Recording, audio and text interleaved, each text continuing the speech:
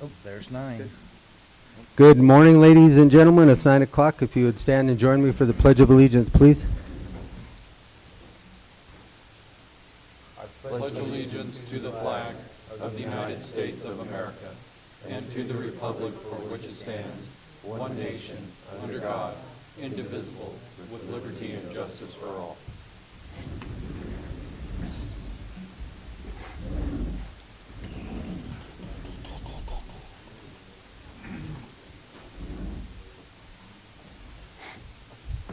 Okay, gentlemen, first thing we have on our agenda are the minutes. Do you have any additions, corrections, and what's your pleasure? They look good to me. Yep. Make a motion, we accept the minutes as written. I'll second it. It's been moved and seconded to accept the proceedings of the Board of County Commissioners, Montezuma County, April 27th, 2021. All those in favor? Aye. Aye. Aye.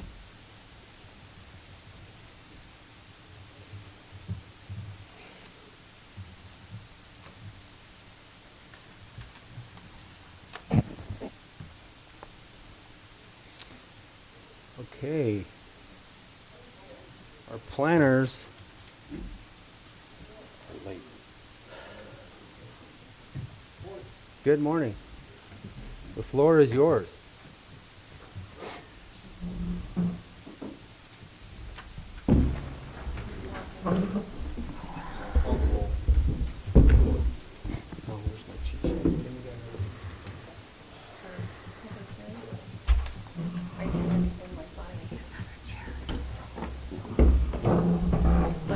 I'll call the roll and that'll get you. Perfect. Commissioner Candelaria, Here. Commissioner Lindsay, Here. Commissioner Stevenson, Here. Administrator Powers, Here. Attorney Baxter, Here. and Kim Purcell, Montezuma County Clerk and Recorder. This is a continued public hearing for March 23rd, 2021. Notice is hereby given that the Montezuma County Board of County Commissioners will hold a public hearing for review and determination regarding a proposed 3-lot minor subdivision and AR 10-34 rezoning application submitted by Ted Clark, Agent Manus and Associates, on property located at 26059 Road 38.5, Dolores, Colorado, consisting of 32.6 acres, more or less, located north of Highway 145, east of Road 38, situated in Section 36, Township 39 North, Range 14 West, N and PM. The hearing will be held Tuesday, May 4th, 2020 at 9 a.m. Commissioners' Hearing Room, Montezuma County Administrative Offices, 109 West Main, Cortez, Colorado. Interested persons may attend and give input. Information may be obtained from the Planning Office online service at https://co Montezuma CO Smart Gov Community Com Public Home. I said that really fast. You may also contact the Planning Department at 970-565-2801 with questions. Dated this 23rd day of April, 2021. Kim Purcell, Clerk, Board of County Commissioners, Montezuma County, Colorado. Thank you, Kim. Don, you want to go ahead and give us an overview? Ernie, you want to come on up? Ernie Manus, the agent, is here. He can probably give you a little better information, but this was continued for Mr. Clark to work with CDOT on an access permit. He has submitted that application, but we have not, or he has not heard back from CDOT yet on an approval or when that might be forthcoming. They did remove the oak, brush, trees, bushes, everything out of the CDOT's right of way, and the line of sight doesn't look like an issue now, but everything's all contingent upon the access permit being issued. Unless you got Do we have something else, any Ernie? time frame? Because it seems like the time frame with CDOT right now is the only thing that might hold us up if it's if they accept it because of the traffic counts that are going on to that 38.5 road? Through the communication we've had with CDOT throughout the last 3 or 4 months concerning Road 38.5, from Joe Heinlein and Durango, her comments, her returns is positive. I think was a positive attitude that they will grant the access permit for Road 38.5. And of course, this is highly unusual to get an access permit for a county road. But that's what he's applying for, and it's going to take some time. I don't think the traffic count is going to be a problem. He's asking for 2 more residences on that, and it's far below the percentage of where CDOT would kick in further consideration, further research. I feel very strong that they're going to grant the access. It's just a matter of time. Okay. Is, obviously you're here to represent the applicant, but does the applicant have anything to state additionally, or? No, he is, wants to continue with their project and get the project done and add the 2 lots so we can have 3 lots and 3 10-acre lots instead of 135. And it's just, right now, we're just strictly waiting for CDOT's response. Okay. All right. Well, then we'll go ahead and open this up for public comment. Anybody speaking for or against this can come forward and address the board. While addressing the board, give your name, address for the record.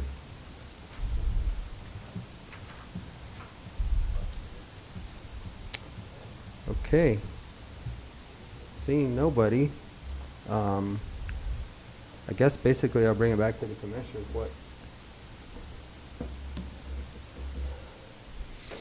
Well, I agree with Ernie. I don't know why CDOT is asking for a deal on a county road. I have no Right. idea why they would even concern them. But Here's my concern is on the other one that was brought to us last week or 2 weeks ago, whatever. Now they're saying, and that's also off of a county road by Summit Lake too, correct? Correct. So because of the additional traffic, all of the other things that they'd mentioned, now they're not going to allow, is it a subdivision that he was talking about, or just a single lot that Yeah. came after a subdivision Any new residents on Road 37? is going to be restricted to where it's not going to allow that traffic count onto CDOT, and that's off of a county road also. So we have the same situation here.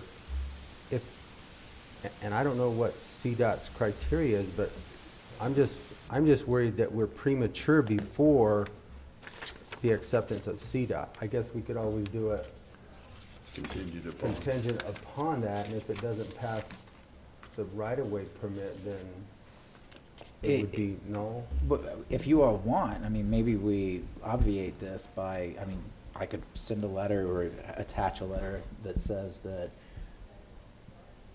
of course, people have permission to use the county road. I mean, Correct, and we have no restrictions off of there right now, correct? I mean, No. you could get 100 people going up that road today if you wanted to. And then, so I don't know.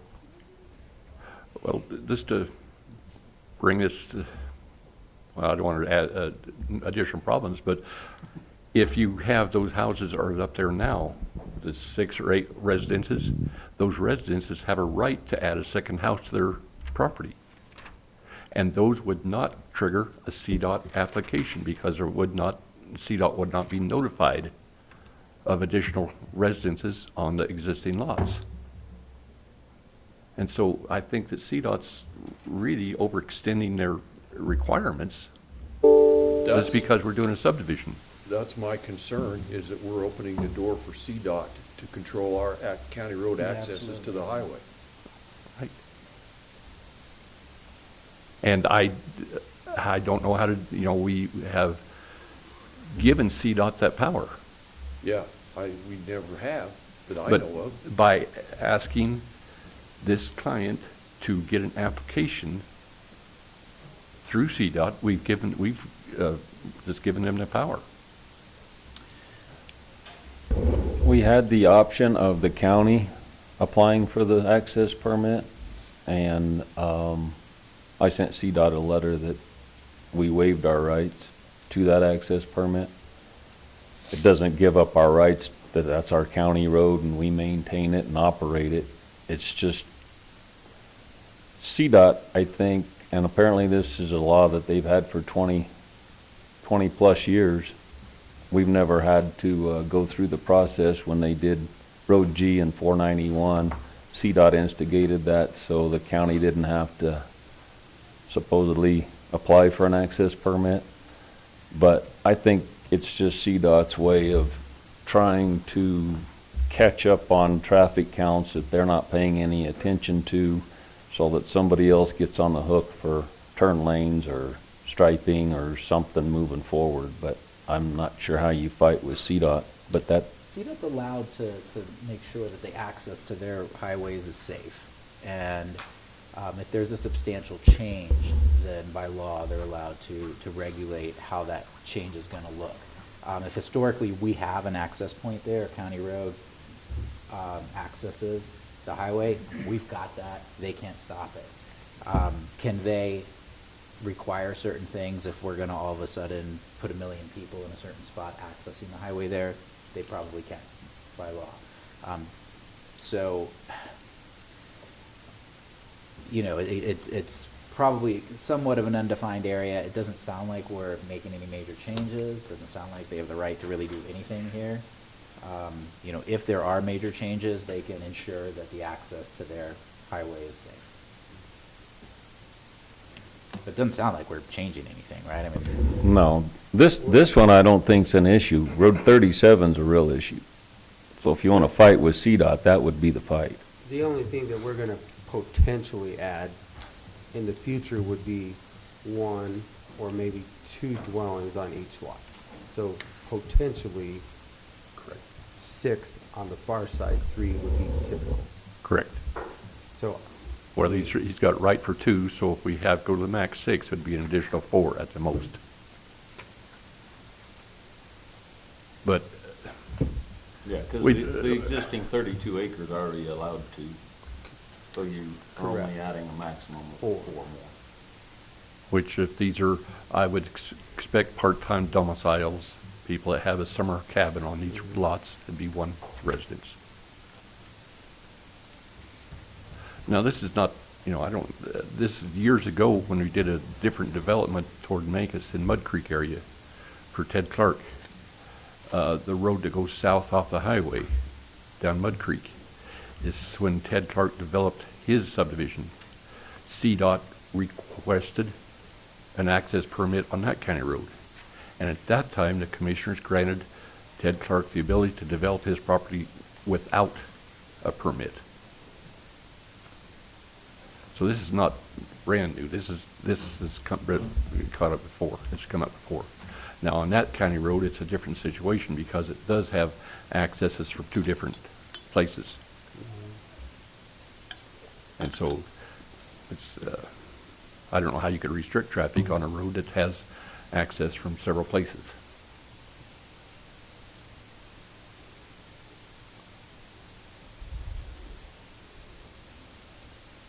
I'm through. I'm just going to ask for a 2-month extension so you can get this further on. that's what you're asking for? I'm is just asking for a 2-month extension so we can get this permit from CDOT And then we, okay. and then proceed. Okay. Yeah, I don't see any other problems with I this. don't, Right. I don't either. Okay. No, I don't see any other problems, no. Other than what they're creating on this other road that was just brought to our attention also because of CDOT. Well, this is a problem we need to address with CDOT, because Which- all they're doing is which we're gonna meet constraining the with them private Wednesday? property owners in this community, which is BS. Which is something that we can address on Wednesday. Right. Because we have Yeah. that meeting with CDOT on Wednesday, so Bring it hopefully up. we can get some direction. But, I mean, yeah, we will only take 4 traffic counts would be the only thing that's additional. Yeah. Okay. Okay. So then you, Motion to- yeah, to move it for 2 months. Do you have a date? would you all be amenable to having whoever the applicants are, or giving them something that says that Montezuma County is waiving any access applications through CDOT? I mean, See what CDOT thinks of that. I think we did, and I think CDOT, Ted is the one that applied with CDOT? Yes, Yeah. yes, his name's on the application. And I don't know what effect that would even have, but we could do that. Say, no, Montezuma County's waiving that. You don't need to do it.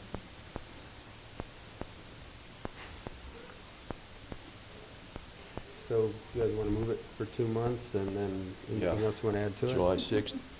July 6th? July 6th? Yes. Is that okay, Ernie? Oh, yes. Is that enough? If it's not, we'll come back, but I feel that should be enough. Even with CDOT's, Okay. And then we'll also discuss that with them. We have a meeting with them on Wednesday, okay. so I've just made a note here to also discuss with them. If that doesn't work, I'm all for John's idea. Make a motion, we continue this public hearing till Tuesday, July 6th, 2021, 9 a.m. I'll second it. Okay, so it's been moved and seconded to extend this public hearing to July 6th, 9 a.m. on Tuesday, 2021. All those in favor? Aye. Aye. Aye. So we will close this public hearing.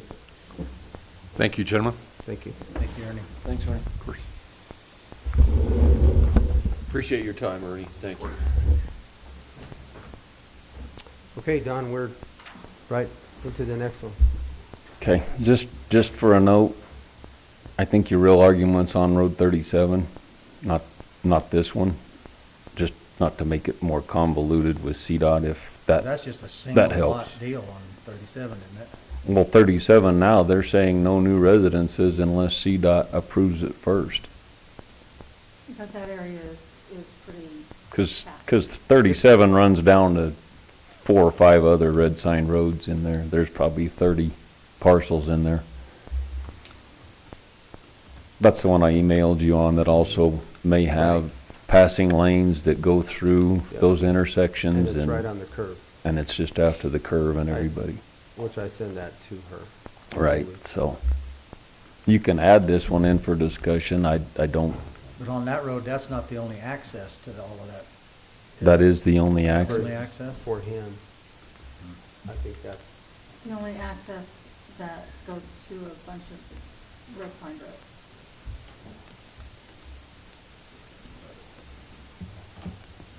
And as an additional note, on the Wyatt 8-lot subdivision on Rodell and Alamosa, just north of Brandon's Gate, CDOT did, well, let me start first prefacing it that the city did not submit Brandon's Gate to CDOT. So now Wyatt's was submitted to CDOT, and they came back that those 8 lots would exceed the traffic at that intersection on Alamosa and 490, or 145. But there's A and D lanes there. But they ignored the whole fact of 120 houses, townhouses, condos in Brandon's Gate. But Wyatt's did do a traffic study. Their traffic engineer pulled some statute out that it was exceeded long before Wyatt's 8-lot subdivision. It's CDOT's problem. CDOT should take care of it. Yeah. that, we should be able to simplify with just striping, because there are 5 lanes there, correct? At L and 145? It should be simple, but it's CDOT. They're looking at Wyatt's to do it at a cost of $20,000 to $25,000. To restripe it? Yep. Yep. So again, that's CDOT not paying attention to traffic counts when you put in that size subdivision at Brandon's Gate and then trying to put it all off on a guy with 8 lots, that all of a sudden he's the problem with traffic counts.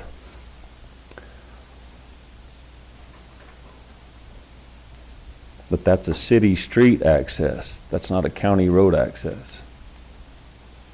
Well, But the Actually, county that- county development. County Road L on the south side is city access. So that road is split. It is That road city right and down the county. center. 1,200 feet east goes to the city. Yeah. But if anybody, the city ought to pay for that upgrade. They're the ones that approved Brandon's Gate and they're Good luck. but That's just part of the conversation you may want to include, because CDOT just redid that 4 years ago, and why wouldn't you take care of the situation at that point? It hasn't changed that much in the last 4 years. Well, we're getting them to do some restriping for us out here on N and P anyway. Maybe we can just include that, because they have 5 lanes right there, right? Or 4. Mhm. Well, there's 4 lanes plus a center lane. Plus a center lane. Center turn lane. So they could use that for 5 lanes. And you're also discussing Fairlane Drive or Fairway Fairway Drive, Drive, and, and those are just quarter-mile difference Well, from I each think other. for that whole corridor from L to M was where they're supposed to have that passing lane, which would actually extend that. Mhm. there's more Third traffic lane. in and out of the golf course during each day during the summer than there is mostly down those subdivisions. Oh, exactly. Well, the subdivisions can come out onto M Road, which Yeah. have LED lanes there. So anyway, that might be another note for your discussion. Not to get off on another topic, but Okay, thank you. got 'em. You were next. She's next. We got another public. Kim's next. Okay, Kim, if you go ahead and read the roll. Commissioner Candelaria. Here. Commissioner Lindsey. Here. Commissioner Stevenson. Here. Administrator Powers. Here. Attorney Baxter. And Kim Purcell, County Clerk.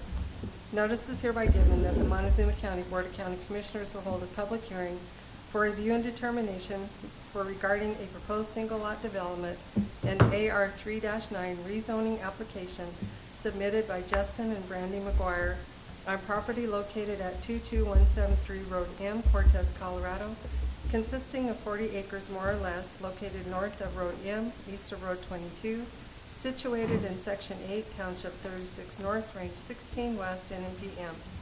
The hearing will be held Tuesday, May 4th, 2021 at 9:10 a.m. Commissioners' Hearing Room, Montezuma County Administrative Offices, 109 West Main, Cortez, Colorado. Interested persons may attend and give input. Information may be obtained from the Planning Office online services at https://co-montezuma-co.smartgovcommunity.com public home. You may also contact the Planning Department at 970-565-2801 with questions. Dated this 15th day of April 2021, Kim Purcell Clerk, Board of County Commissioners, Montezuma County, Colorado. Published in the Journal on Wednesday, April 21st, 2021. Thank you, Kim. Okay, Don, if you want to give us an overview. Justin, you want to come on up? Justin's here. Yeah, this one's pretty simple, straightforward. They're just looking at splitting off 3 acres for Brandy's parents out of their 40-acre parcel.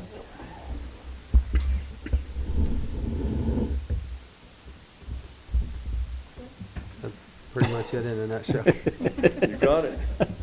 So,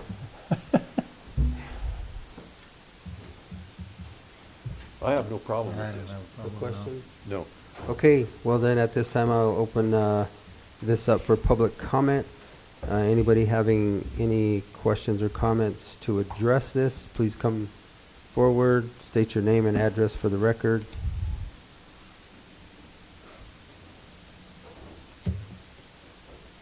Okay, seeing none, I'll close the public hearing and I will bring it back to the commission. This was approved, I'm assuming, by the planning commission, correct? Right, yeah, they'd recommend it for approval.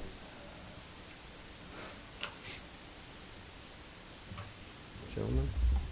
I would make a motion that we approve the proposed single lot development and AR 3-9 rezoning application submitted by Justin and Brandy McGuire on property located at 22173 Road M, Cortez, Colorado. Second.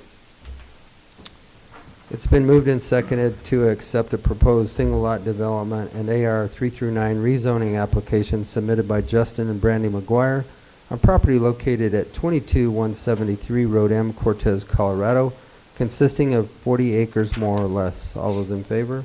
Aye. Aye. Aye. All right, thanks, Chester. Thank you, gentlemen. Yep. And we'll close the public hearing. Start the next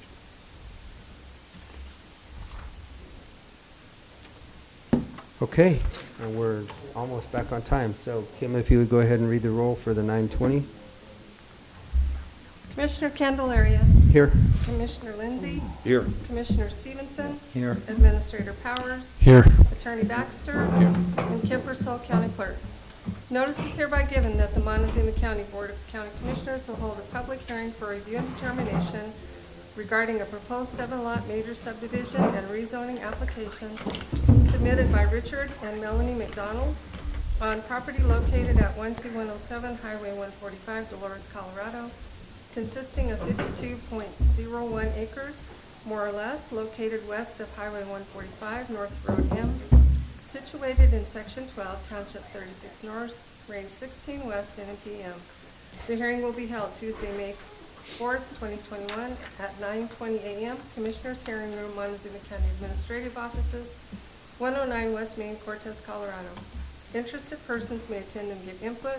Information may be obtained from the Planning Office online services at https://montezuma-co.smartgovcommunity.com, public home. You may also contact the Planning Department at 970-565-2801 with questions. Dated this 15th day of April 2021, Kim Purcell, Clerk, Board of County Commissioners, Montezuma County, Colorado. Published in the Journal on Wednesday, April 21st, 2021. Okay. Give us an overview. All right, so the McDonald's are looking at putting in a 7-lot subdivision on their property at 145 and M. The current map that you're looking at was the preliminary plan presented to P&Z. There is one slight variation. The lot number 2, which is south of that existing house, they're looking at changing that so that the highway access goes to that middle lot as opposed to going to the big house in the north. The big house will in the future be accessed on that 60-foot right-of-way easement from County Road M. If you'll scroll to the next plat, Shack. So this is the current layout showing that variation.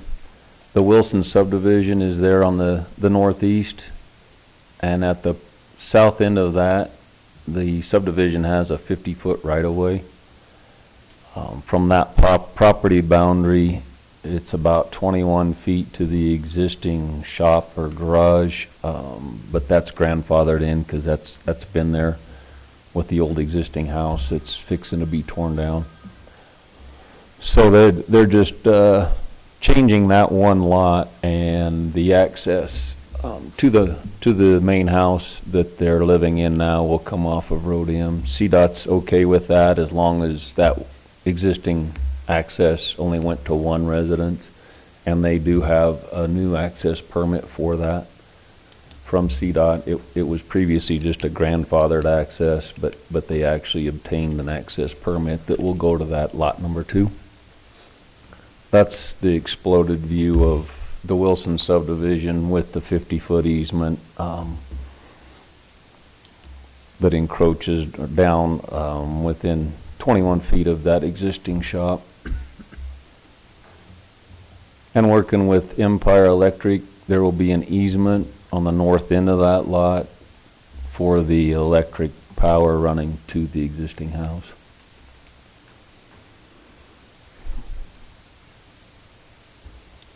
Okay. Do you have anything else to add?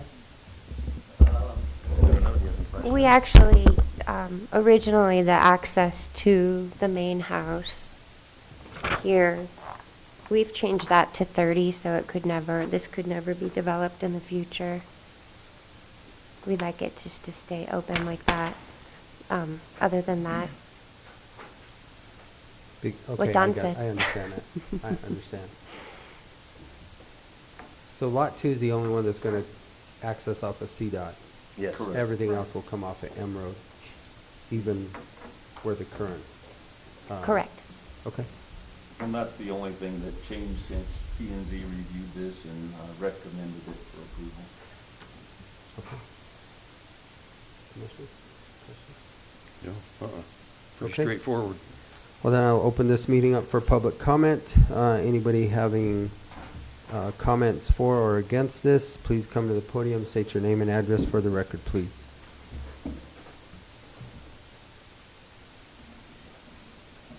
Okay, seeing none, I will bring it back to the commissioners for a decision. I moved we approve the 7-lot major subdivision and rezoning application submitted by Richard and Melanie McDonald on property located at 12107 Highway 145, consisting of 52.1 acres more or less. With, as, you want as amended in there? Being we made this little amendment? Sure. Okay. Thank you. I'll second it. Okay.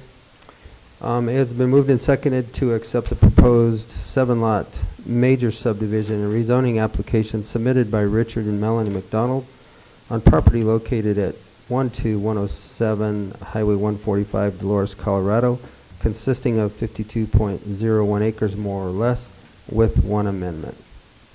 All those in favor? Aye. Aye.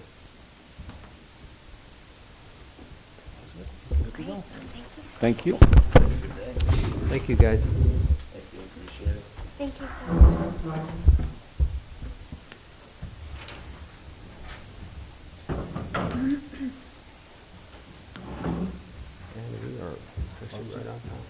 So we'll close that public hearing.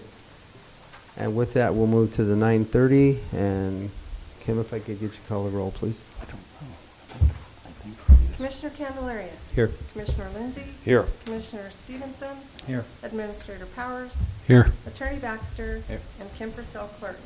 Notice is hereby given that the Montezuma County Board of County Commissioners will hold a public hearing for review and determination regarding a proposed subdivision amendment application for the Fox subdivision submitted by Samuel Fox, agent Brian McLaughlin, on property located at 22251 Roadand, Cortez, Colorado, consisting of 19.46 acres, more or less, located east of Road 22, north of Road N, situated in Section 5, Township 36 North, Range 16, West, NPM.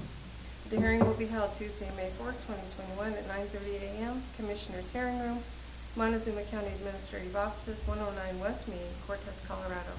Interested persons may attend and give input. Information may be obtained from the Planning Office online service at https://co-montezuma-co.smartgovcommunity.com public home. You may also contact the Planning Department at 970-565-2801 with questions. Dated this 15th day of April, 2021, Kim Purcell, Clerk, Board of County Commissioners, Montezuma County, Colorado, published in the Journal on Wednesday, April 21st, 2021. Okay. Give us an overview. Yeah, Brian McLaughlin, the agent, is here, as well as the surveyor. Good morning. Morning. Morning. So Mr. Fox, he subdivided, he created the Fox subdivision several decades ago. His existing residence is the northeast corner of the lot shown, and he is just proposing to separate that off with 9 acres so that he can sell it, and then on the remaining 10 acres he would like to put in a simple low-maintenance residence that he can use during the summer. He's now currently living in Phoenix and would like to maintain a residence here as well. Okay. You have anything to add, Brian? No, that's simple as it gets right there. Just Okay. Questions for them? Proposed access to the piece that he's cutting off is, That's off of 22 there. 22. okay. All right. That was the only question I had. Okay, well then I will open this meeting up for public comment. Anybody having Comments for or against this application, please come forward to the podium, state your name and address for the record, please. Okay, seeing none, I will close that public comment session, and I will bring it back to the board.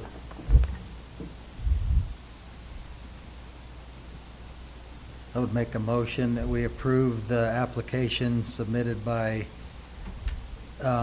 Samuel Fox, Agent Brian McLaughlin, on the property located at 22251 Roadand, Cortez, Colorado, consisting of 19.46 acres more or less, located east of Road 22 and north of Roadand. Second. It's been moved and seconded to accept a proposed subdivision amendment application for the Fox subdivision submitted by Samuel Fox, Agent Brian McLaughlin, on property located at 22251 Road N, Cortez, Colorado, consisting of 19.46 acres more or less, located east of Road 22 and north of Road N.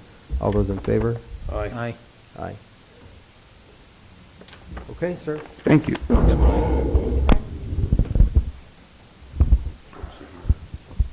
And we'll close that public hearing. The next item we have is a boundary line adjustment between Slim McWilliams and the Lewis Areola Fire Protection District. Mr. McWilliams is looking at exchanging, it turns out to be 0.32 acres of property there in the northwest corner of his property to the Lewis Areola Fire Protection District, so that they can put in a new fire station to house 2 or 3 pieces of equipment that they're running out of room at their main station.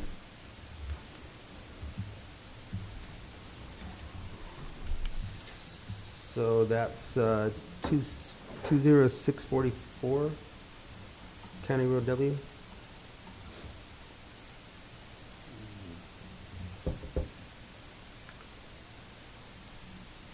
That's the fire station address.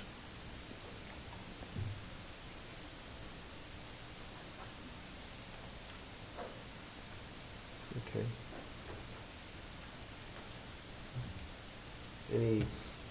This is pretty simple. It's just they Yeah. need the property to expand, and They're he's willing to give it to needing them. more room, and this way they'll access north to Road W W.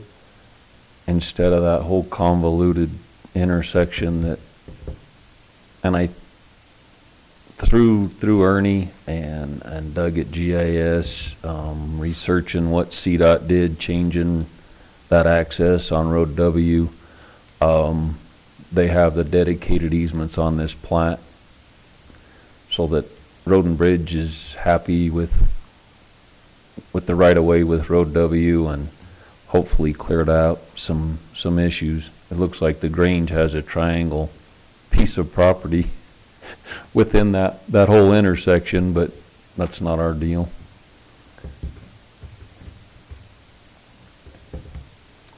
Pretty straightforward. Need a motion? I need somebody to accept it. I move we approve the McWilliams-Lewis Areola Fire Protection District Boundary Line Agreement. I'll second it. It's been moved and seconded to accept the proposed McWilliams-Lewis Areola Fire Protection District Boundary Line Agreement. All those in favor? Aye. Aye. Aye.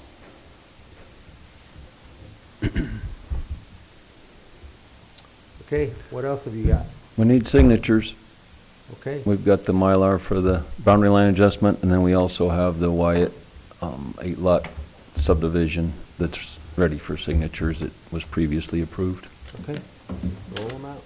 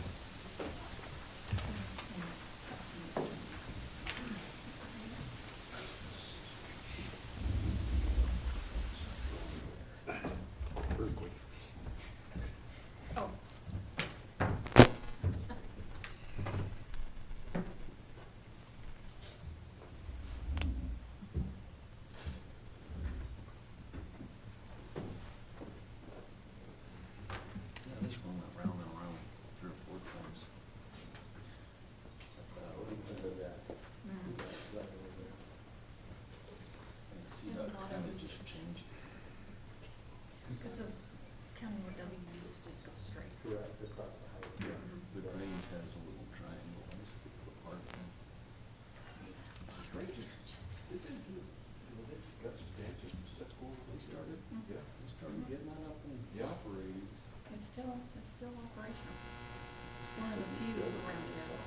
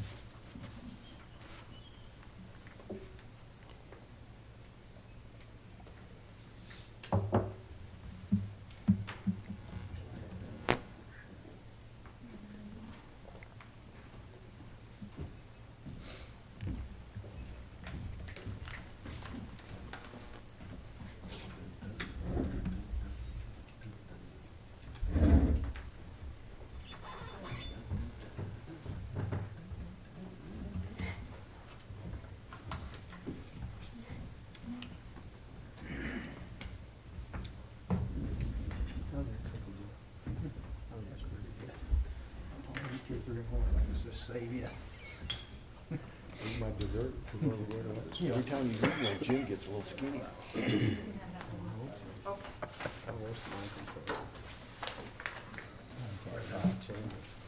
He groans a lot, but he don't talk.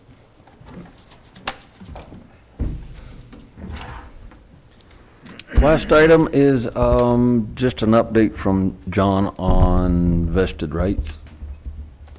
Yes, and what was the precise property that we were talking about? It was the Jody and Jenna Payne subdivision.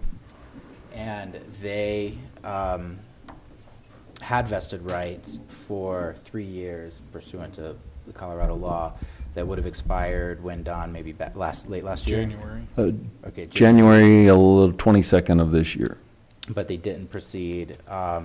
And so what Don was asking me about was, I think they inquired with planning on whether or not they could extend those. And I don't see any authority or think it's a good idea for us to try to do that without going through the process again, because we need to probably have public hearings again, allow people input. There's nothing in the law that says that we're allowed to, after this thing expires, go ahead and reinstate them without going through the process again. So I think it's too big of a risk for us to even consider doing that. So that's what I told the And planning. I think that's consistent because we've done that. Didn't we just do that in the past? We Somebody just else- did the Collier PUD prior to their expiration date. So And- I think that's consistent. And my understanding is planning reached out to them with Several times.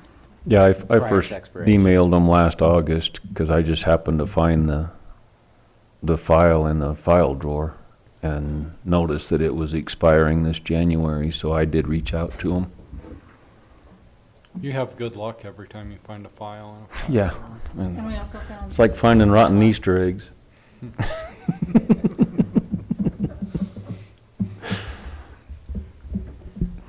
That's all I got. Can't get any better than that. Well, thank you. Sure, Appreciate it. thank you. All right.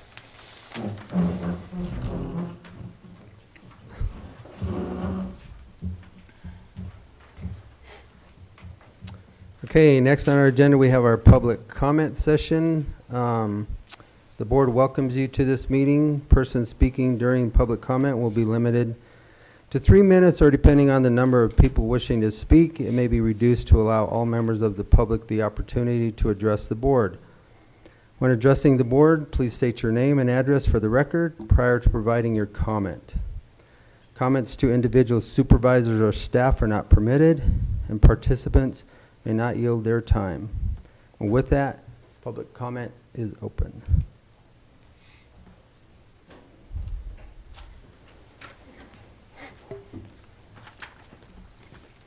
Good morning, Commissioners. My name is Tiffany Gare. I live at 1752 Brook Street in Cortez, Colorado. I had a couple of things I wanted to discuss. I realize there's not a lot you can do with the contract that's coming up for the gun range. I just want to draw attention to the fact that the gun range is an instrumental part of our community. It provides an instrumental service for gun safety and education, even to our youth, which I think is paramount. Cannot be met in other ways other than a parent doing that at home, and sometimes, like myself, if you live in city limits, that's not an option. I would ask our BOCC to do what you can through letters or phone calls to encourage the state not to raise the rates on our gun range. I don't know if you guys have driven by McPhee Lake lately. If you drive by the dam. I drove in it. Exactly. I have a huge concern. I have a lot of friends and family that are local ranchers and farmers. I did sit in on a BOCC meeting where water distribution was discussed. I don't know if there's anything you guys can do, but I want to draw attention to the fact that our local farmers and ranchers are relying on decisions to be made to secure their livelihoods and that of their children and their livestock. Whatever we can do to conserve the water. We've not even hit the hot months of summer yet, and I'm devastated by the amount of water we have, or lack thereof, so to speak. I drove by the nuisance property off of County Road G. I've seen absolutely no change there. I know that's not your fault. I know you guys are busy. You may not have the time to drive by and look at those properties, but the one on County Road G, there's absolutely no change in that property. Nothing's left the property. Nothing has changed. When we talk about substance abuse and mental health illness, I wanted to bring to your attention that we have yet another overdose death this morning. The overdose was due to heroin. So that being said, I also have been keeping track of the Senate bills that our governor has signed in against our Second Amendment. I have some things that eventually I'll be able to bring to you to secure our constitutional rights and our Bill of Rights in our community, and I hope I can get you to stand with me on that. Thank you. Thank you. She's the mellow one. I've had my coffee and somehow my filter failed and I got cowboy style, so you guys are gonna get it from me. And it ain't you guys I'm worried about.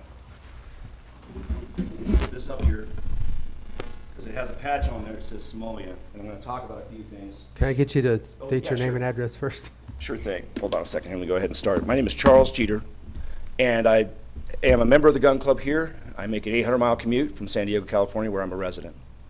So I can give you that address, but I figure it's not really important right this second. What I'm going to tell you right now is that there are several things that concern me about that gun range. And I'm going to tell you the first thing is gun control is racist inherently. Montezuma County is a Second Amendment sanctuary. Well regulated in the Constitution means disciplined. At least to me, that's what it means. And we raise disciplined children. And when we take them out to that gun range, and I do that with my kids. When I lived here, I came here in 1978. I survived the winter of '78. 3 kids in my class, in my 3rd grade class, we all served. Okay, and none of those kids were white. 2 were Hispanic, and I am about as black as Obama. So I'll just go ahead and put that out there right now, all right? Access for urban and non-property owning minorities is that gun range. For people to come in here and say that they're gonna start to screw around with that gun range and where that gun range is located is critical, okay? I don't want it moved 1 inch. I don't want 1 pebble taken off of that range, all right? I think the county must unleash the pit fighter you have sitting right there of a lawyer named Baxter, and I'm here to throw him a knife, all right? Gun control is also a Marxist must accomplish. I have this book right here, it's called Rules for Radicals. I mentioned Obama. I will say that I went to the same school district in Berkeley that our illustrious Vice President Kamala Harris went to. She's about 5 years ahead of me in school, all right? So I know Marxism. My dad was a Black Panther. The Black Panthers in Oakland were about the Second Amendment. So when I say in this book right here, it has things where they talk about the 4th rule for tactics being to use your own rules against you. That's what they're doing right now in Denver. I put this up here because I've been to Somalia. I'm a veteran. I have my flight log book here. Anybody's willing to look for it, okay? My VA card, I'm a disabled veteran. My purple card, I'm a current member of that gun range. And my San Diego State University card, which is where I'm taking urban studies and planning, and that is due to the influence of Leanne Milliken, who used to be one of your planners here. Montezuma County means everything to me. Over the last 40 years of my life, I've been involved with this. Everything good that I can draw from my life came from this county. It came from the culture in this county.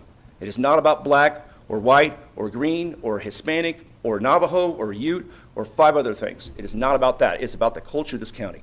And that gun range is critical. It's a center of gravity, we call it in warfare terms.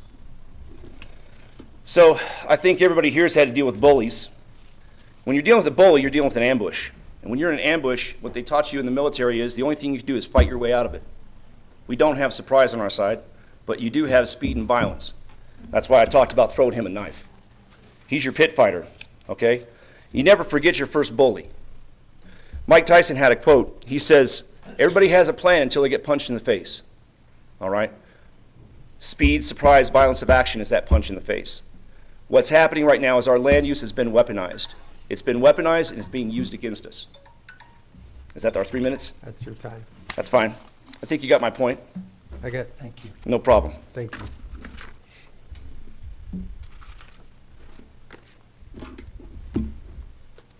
Oh, and Somalia is a failed Marxist republic. I forgot to mention that. When were you there? What years were you there? 92. I was Yeah. actually there I was the first flight. I'm actually probably the only tailhook enlisted guy you're ever going to meet, especially coming from this county. So I got the privilege of flying down the coast of Somalia all by ourselves. And so that was a real fun experience. So, well, when I say fun, it's a different kind of term. Thank you. Anyone else?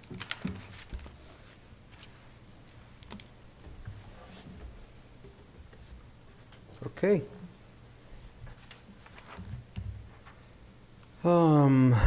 Next on our agenda, we have Ms. Frizzell with the liquor license renewal.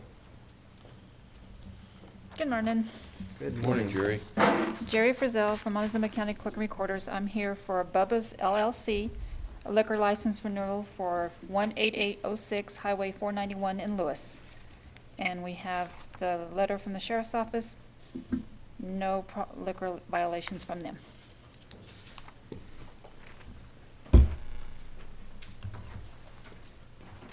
I'll give you that one.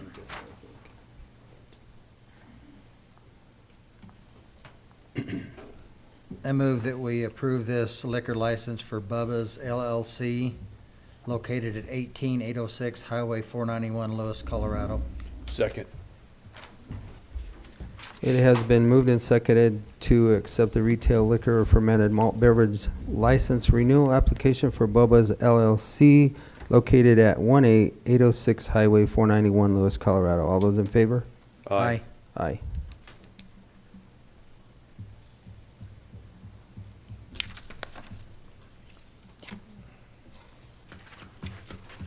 Thanks, guys. Thank you, Jerry. Thank you, Jerry.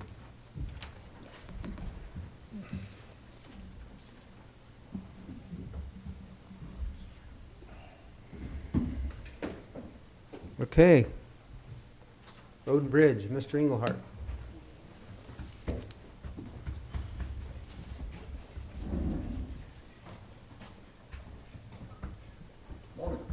Morning. Good morning. Morning, Rob. How are you guys?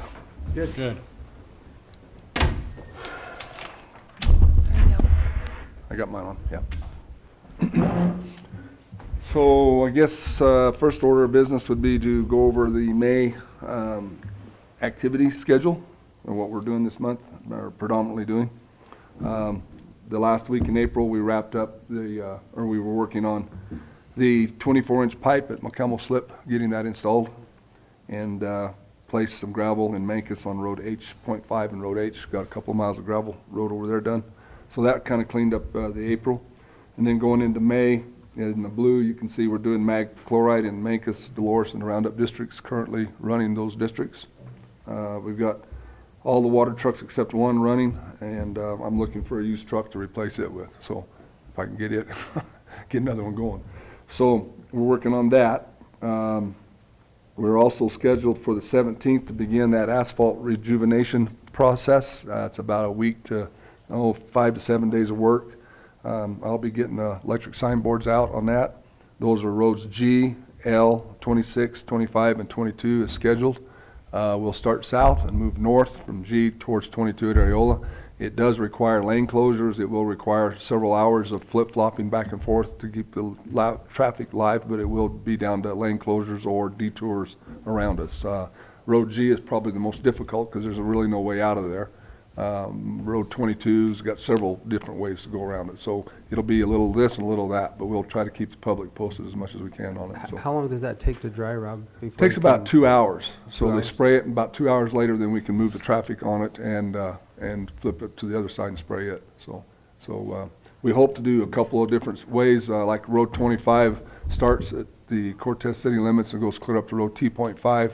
We hope to be able to kind of hopscotch our way up through there, hit a mile, then skip, and then go over here, and then come back and kind of work it that way. So alert traffic control will be doing all the traffic control on it, so it'll be coned up correctly and tapered and signs and the whole works. So it is a project, and so we'll begin this week with brooming the roads and getting them cleaned up and ready to go, and cross your fingers and hope for the best.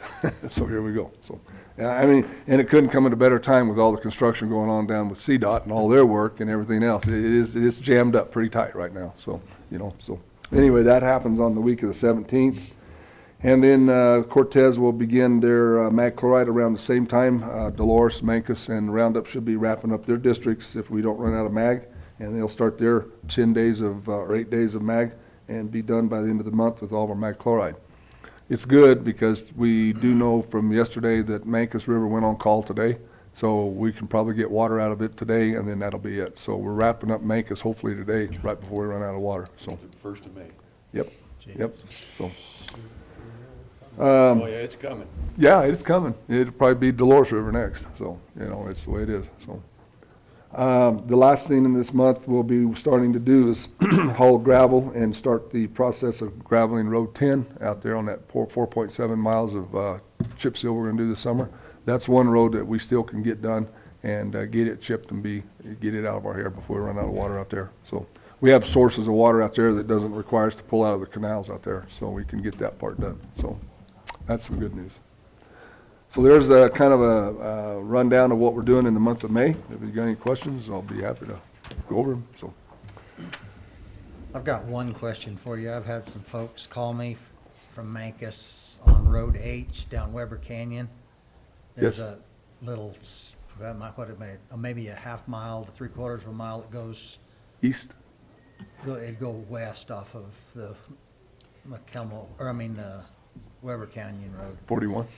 They're wanting to lower the speed limit on that road, and they say everybody that lives there wants it lowered. What do we? Well, I think it takes a resolution from you guys, actually, to be honest with you, because it's standard road speed, 30 mile an hour on gravel roads. So to change that means, yes, nice that they want that, but that means everybody in the county has to adhere to that. So it's a little more detailed than that. Taking care of all the potholes, we wouldn't have to worry about it. Well, we did. We gravelled their road for them. So We kind of took the air out of their sails on that one, didn't it? Yeah. Build some. We could put some speed bumps in, I guess. Yeah, we'll try that one too. I just wondered, it seems like a consensus there's about 8 people live down that road, and all of them have asked for it, so I don't. I can look at it, Commissioner. I can assure you that you can turn it to 10 miles an hour. It won't change anything, and the Sheriff's Department probably doesn't have the time or resources to patrol it, and it doesn't matter, so. Right. But it makes them feel better. And it's like anything else. The better we make our roads, the faster they're going to go. Oh, And yeah. Yes, sir. Yeah. I mean, But I told them I'd mention it, and Okay, thank you. But I'll look at it. Maybe we're a little too high on it, but I imagine it's 30. it's 30, and they Yeah. want to lower it to 25, is what, I wouldn't suggest it, but, yeah. okay. So, I do want to go over the McCampbell Slip project with you this morning. We were wrapping that up, so I did a little kind of slide presentation to get you up to speed on that. So, this is a picture last week or so when we were putting in the HDPE. It's in the shadows there, you can't see it, but that's a 250 foot of that black HDPE fused together pipe that's laying in the ditch down there. We got that put together and then pulled that through that old culvert that goes underneath Road G. We were able to get it through that tight spot in that culvert. So, next slide. This is a photo of Circle Z. Provided us a puller machine, or basically it's a boring machine. As all things go, if you look to the right behind that puller, there is a pedestal there with about a 1.5 inch trump line of phone lines.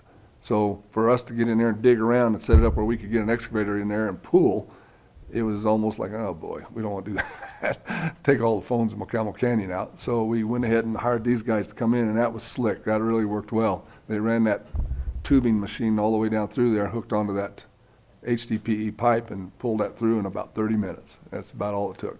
And it would have took us a half a day or better to cable up and pull and then cable up and pull, and you know, it was safe. It was easy to do. So that was a good deal there. But we did get it pulled through without an incident. We didn't pull the pulling head off our pipe and got it through that tight spot, and so now we do have a brand new 24-inch HDPE pipe sticking in that culvert. So this is the inlet side. You can see where the pipe comes out, and we put an in section on it provided by the ditch company, and then poured flow fill in around it to seal that off to keep water from migrating around the black pipe and through the old culvert if there happen to be any voids left in it. We put that all in there and got that all done. This is the outlet end of the culvert. As you can see, the grout in and around the black pipe. That's how we fixed all that to make it secure and also hopefully keep it from crushing that black pipe in time as the road settles or rocks move around. We hopefully are able to prevent that from crushing that black pipe and taking the road out to replace it all in the first place. So that's what that looks like when we say we're going to grout that annular space around them HDPEs, which, by the way, is a good way to fix a lot of culverts in Montezuma County. We've got several of them that are very deep. Road P, for instance, out west of 491, there's a huge culvert there that could go bad on us someday. And before we tear the road completely out, this is an idea we should look at. You know, we may do some of these things in the future. So, next slide. This is where we're connecting the HDPE to the blue PIP pipe, as they call it, or 20-foot snap joints, slip joint gasket pipe. So that's a special coupler we bought to tie those two pieces together. And this is the next one, is the crew laying the pipe on around about 900 feet of this blue pipe goes on around that area where we're having the issue with the slide to keep that water from getting into that slide area. We did have to buy a couple of elbows to make that bend, so there's two of those elbows, and I just took that picture. I was standing there, and it's 11.5 degrees. We put two of those in to make that radius to get around. We're only allowed 1.5 degrees per joint to make a radius, and if we didn't do that, we'd have been clear out into the foothills of the mountain there. So we put those in to get that around that corner. And then we've got the pipe in with this last slide here, and we're starting the process of pulling slopes and grading and getting it all put together. And since this photo is taken over there by those pickups, there is a ramp there that tapers off at a nice slope back towards Road G. This will be our future detour if needed. We can come up on there, gravel that, and come right on up the notch there, up to the top of the hill with a little extra work. It might be the road will be closed for half a day while we do some of this, but we can make it happen pretty quickly now. We have the ability to do that. So is that just to the east of that residence? I don't see the residence. Yeah, he's just off the edge of the picture there, Commissioner. It's down there by that big cottonwood tree that's still standing there. That's where his residence, just past that. So we actually took that tree out and went a little further with some pipe. We had a few extra joints to stick in there. So we made some good progress down through there. We got way down there, away from our area of concern. So we're way beyond it. Yes, sir. Yep. So good. Looks and then good. the last picture there, the last slide I have is basically looking back towards the east, Road G. You can kind of see how it fits together. There's a ramp coming up where that excavator's working, takes us up and right off the notch there to head back to Cortez. It's about an 18-foot road. It'll be tight, but you know, there's one place I'll drop the speed for them. You know, we'll take it down to 15 and you know, and let them. Leave a speed bump. Yeah, If put a few it's- speed bumps in there. Yeah, If it's ever yeah. needed. Yeah. Our hope is that it's not needed. We hope not, you know, but I'll discuss a little bit more of that here in a second. But so right now, you know, we put that money aside to pull off of it until we can figure out a better way to do this. So I just wanted to get you up to date. We're at about $128,000 plus or minus a few. There's about $9,000 in engineering. Geotechnical is about $13,000. We've got $1,300 worth of survey. Cultural resources, $8,200.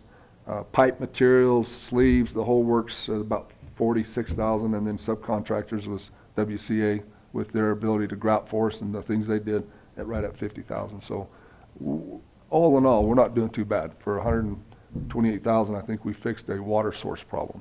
And that ditch was muddy. And when we dug into the original ditch and we followed it, it was saturated. So and that's months later after irrigation season, so could be part of the problem, so. And when did they turn the water on? I actually got a call yesterday from Marty Robbins that they were gonna, when I called him, they were gonna start it, they're off call. They can start today if they got the word. So today, I hope the water will start running down through there so we can see what this is gonna do. So then we can start seeing what the wells are saying? Mm-hmm. So I do wanna, you got your scan going? Can you show this? Yeah. This wasn't ready for the slide.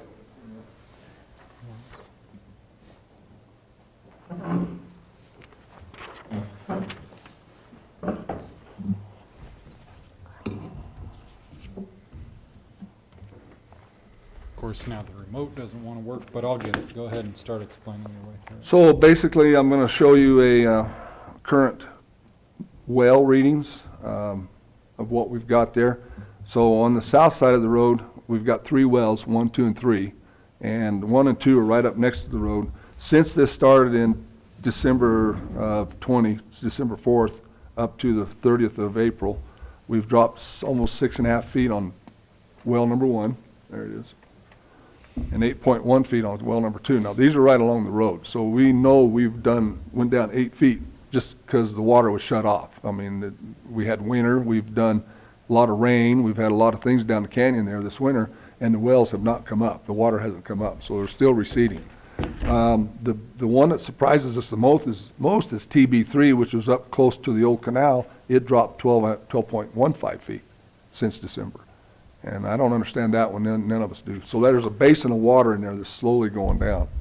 On the north side of the road, we went down 8 feet, respectively, on the 2 wells over there, number 4 and number 5. So everything's dropping, yet the slide is still shifting, and there's still moisture. We can walk on it, it's muddy underneath our feet. So we still have water issues there, but not as much as we had, not pushing as hard as it was. So we'll know more now as we start monitoring this irrigation, I think. How deep were the wells, Rob?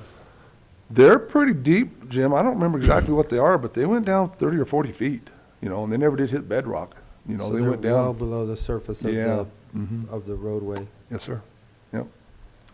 So there's where we're at with our current well readings. So now we've got a baseline to start irrigation today, hopefully, if that starts, to start monitoring to see if that tweaks up a little bit or continues to fall. We hope it continues to go down, so that's our goal. So based on that then, the next thing is phase 2. I was hoping to hold off till November or December this year to work on phase 2, but with what we're seeing there, we're still seeing some shifting, we're still seeing some movement. It is still creeping up towards the road with sloughing off into the creek area there. So we're kind of working on developing a slope protection plan, not necessarily a complete repair, but at least something to remediate what we have going there. We're looking at some different ideas with trenching across there and putting some big boulders in, then backfilling with some materials. I'm talking to SEH about getting a 404 erosion control plan through a Corps engineer established to get that ready, because when we cross that road and get over towards that creek, we'll have to have one. So we might as well get it. Whether we just start now or we wait till November, we're going to have it. Get that going, and then may even invite Wiminuche to come up and look at it with us as a partnership on it to try to fix it. They won't pay anything, but they will at least have the resources and the equipment to help get that iron and the equipment in there, proper equipment to do a compacted fill. But again, I don't know if that's a permanent fix. I really don't. It could be, like we talked earlier, crib walls or anything. Who knows? I don't think an engineer knows either. So, and it's just, that's sensitive down there. So anyway, we're moving forward with some ideas. Is it a problem that you haven't hit bedrock? I mean, Yeah. because that's probably it's slipping across the top of that bedrock. If we could find bedrock, we'd know to get to bedrock to Yeah. put drainage systems in. We just can't find it. Not even down in the bottom. We drilled down deep. We went deep down in that bottom hole on the north side, and we never did hit bedrock. So I don't know where it is. Because it's right at the creek. We found rock formations up there when we was putting in the pipe. We found outcropping. We dug right through it. It wasn't anything radical or severe, but we never found what we would call bedrock either. So, up on the toe of the hill there. So SEH doesn't have a real definite idea yet either? No. So if you're looking at doing that this summer, what steps are gonna need to be taken with the tribe to get to it this summer? This Oh, fall? same thing we did on phase one, go back and have more meetings and give them some plans and ideas and what we're gonna do and how we're gonna impact them. And we do have that cultural sensitive area on the north side we have to stay out of, or have the Alpine resources come monitor with us while we're working. Permission to pull material out of the valley and use it as fill material. You know, there's gonna be a lot of work on that side of it to make it happen. So, I wish we could just drive in there and do it, but I don't think we can, so. I don't think so either. So, but we will start that process, you know, it isn't gonna just go away, so. So that's where we're at with the slip. The good news is we've got our goal to our phase one done, and we're ready to monitor. The bad news is we're not making much progress on the other side, other than it slowed it down. It did slow down. It isn't moving quite as fast as it was, so, or radical, so. Any questions? Okay.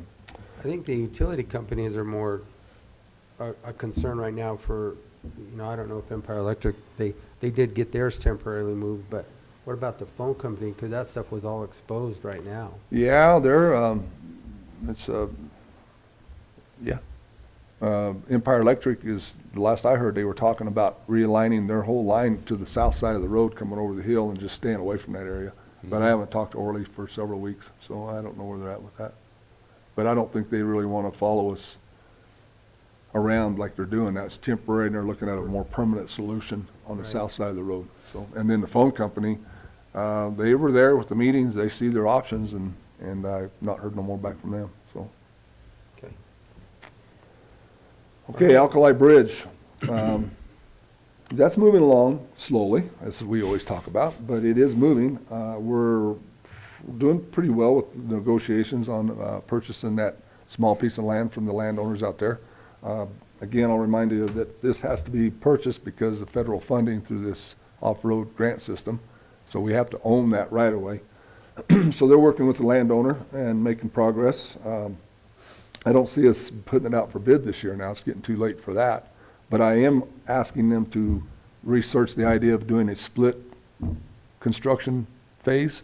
I'd like to go in this fall with county facilities, county work, county equipment, and remove the trees and remove the rock that has to be removed, and do that as a what do we call it with DOLA?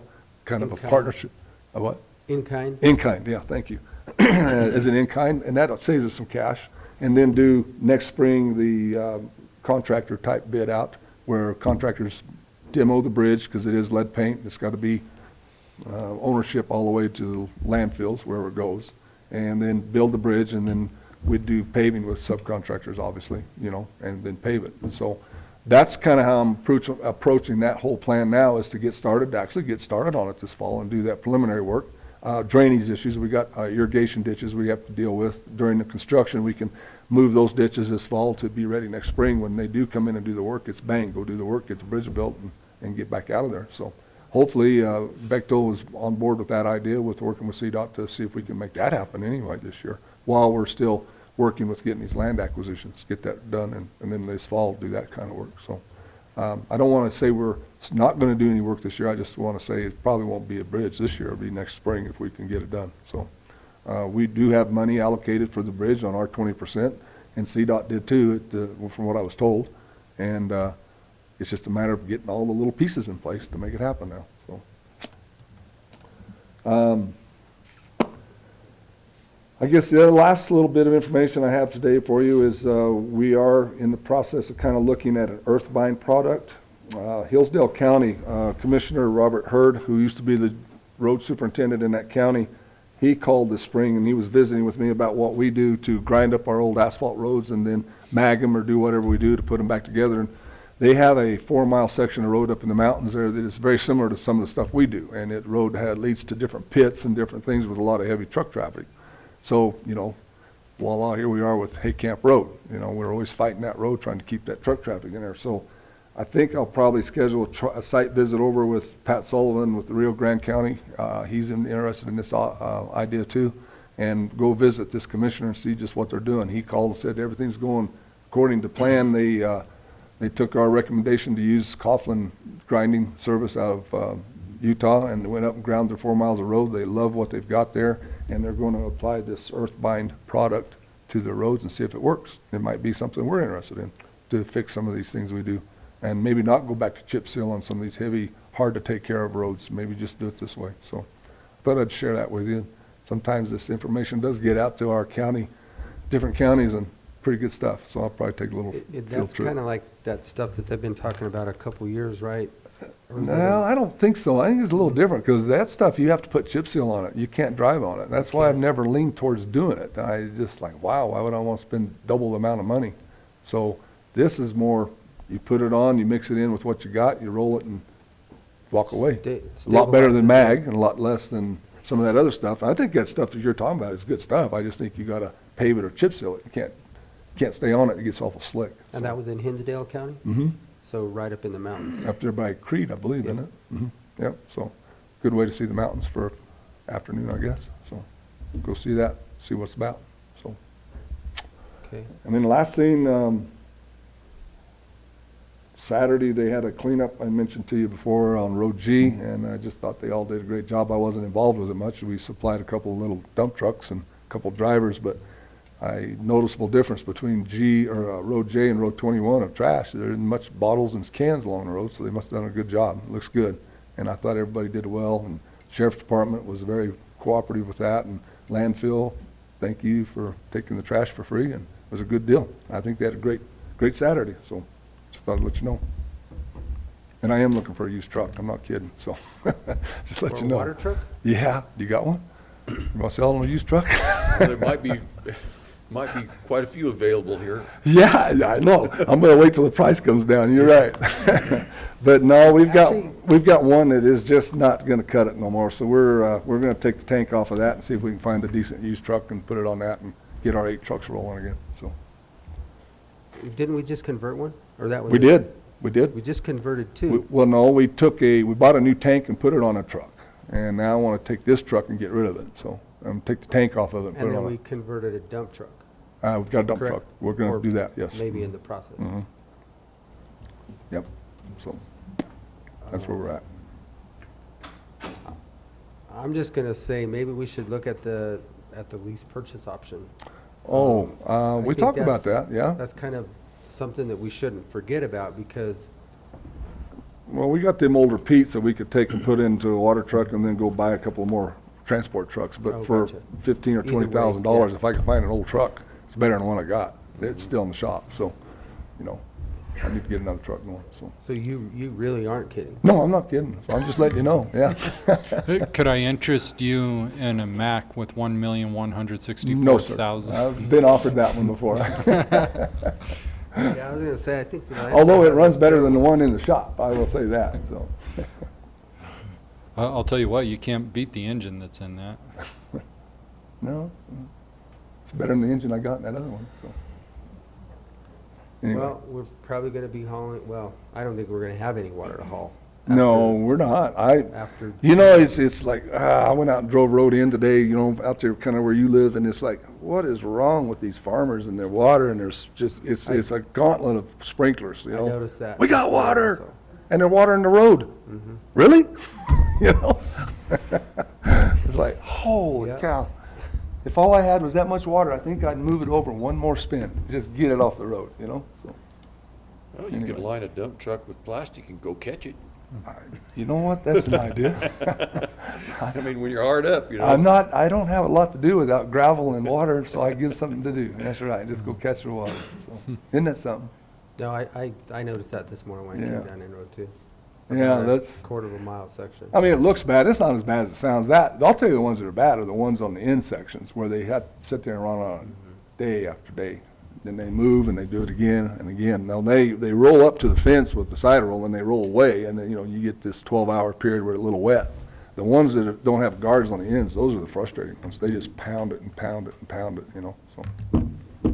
Anyway, we're back to irrigating again, obviously. So, All right. potholes and irrigation, so. Well, hopefully that the well data provides the same and keeps Yeah. going down on County Road G, and then we can come up with the engineering to fix that. Yeah, I don't know why it's still wet on that north side though, on the surface. I mean, that's what's weird. It's just. Is there a spring down there It could be, but coming off the ute? it's very possible. Yeah, I mean, that's I think kinda what this, we're thinking. to be honest with you, Commissioner, this all started after that big winter we had about 3 years ago. And we had so much aquifers recharged and this really started moving then. So there's probably a lot of that to do with springs too, so. Mhm. I did send that email to Julie also, and I know I carboned you on that, so. Yep. I don't know if there'll be any other funding source there or not. We'll keep our ears open, But so. I'm still looking for it. I think we're doing a good job of budgeting and what we've got to work with and to keep moving here in a positive direction. That's kind of the reason I'm looking at the north side of what we're talking about. It's something we can afford to do while we design something more permanent, which will be expensive, and then find funding for it. If I can just get things to slow down long enough to go out, and it takes a year to get one of these grants, you know? But in the meantime, I need to fix it where it quits deteriorating and we lose the road too, so. Yeah. Kind of at a rock and a hard spot on that one, so. Okay, Okay? Thank you. thank you, sir. Thanks, Rob. See you guys. Next up, our weed department, Bonnie.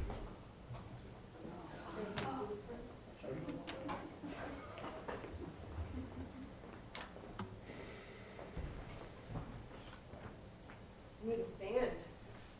Can we turn that one off? Please. So I don't echo. Put them right next to each other, like that. Morning. Good morning. Okay. And we didn't get your slides, so don't ask us this morning because we didn't even have the opportunity to view them, Oh. what you're showing. Yeah, I know, they were. Okay, weeds are a pain in the grass. So let's review from last month. What do we got here? Weeds? Hoary cress. Let's see if you called guys were hoary paying cress, the attention. white-headed- Thank White top. you, white Hoary top, cress. hoary cress. All right, how about this guy? Which one? Spurge. Good Myrtle job. What- spurge. Myrtle spurge. Look at that. People are listening. Okay, so our weed of the month is this. What is this? When dried, it's a firefighter's nightmare. Yep. Or it's a great training tool. That's it, you know, burns Okay, like let's gas. get a name.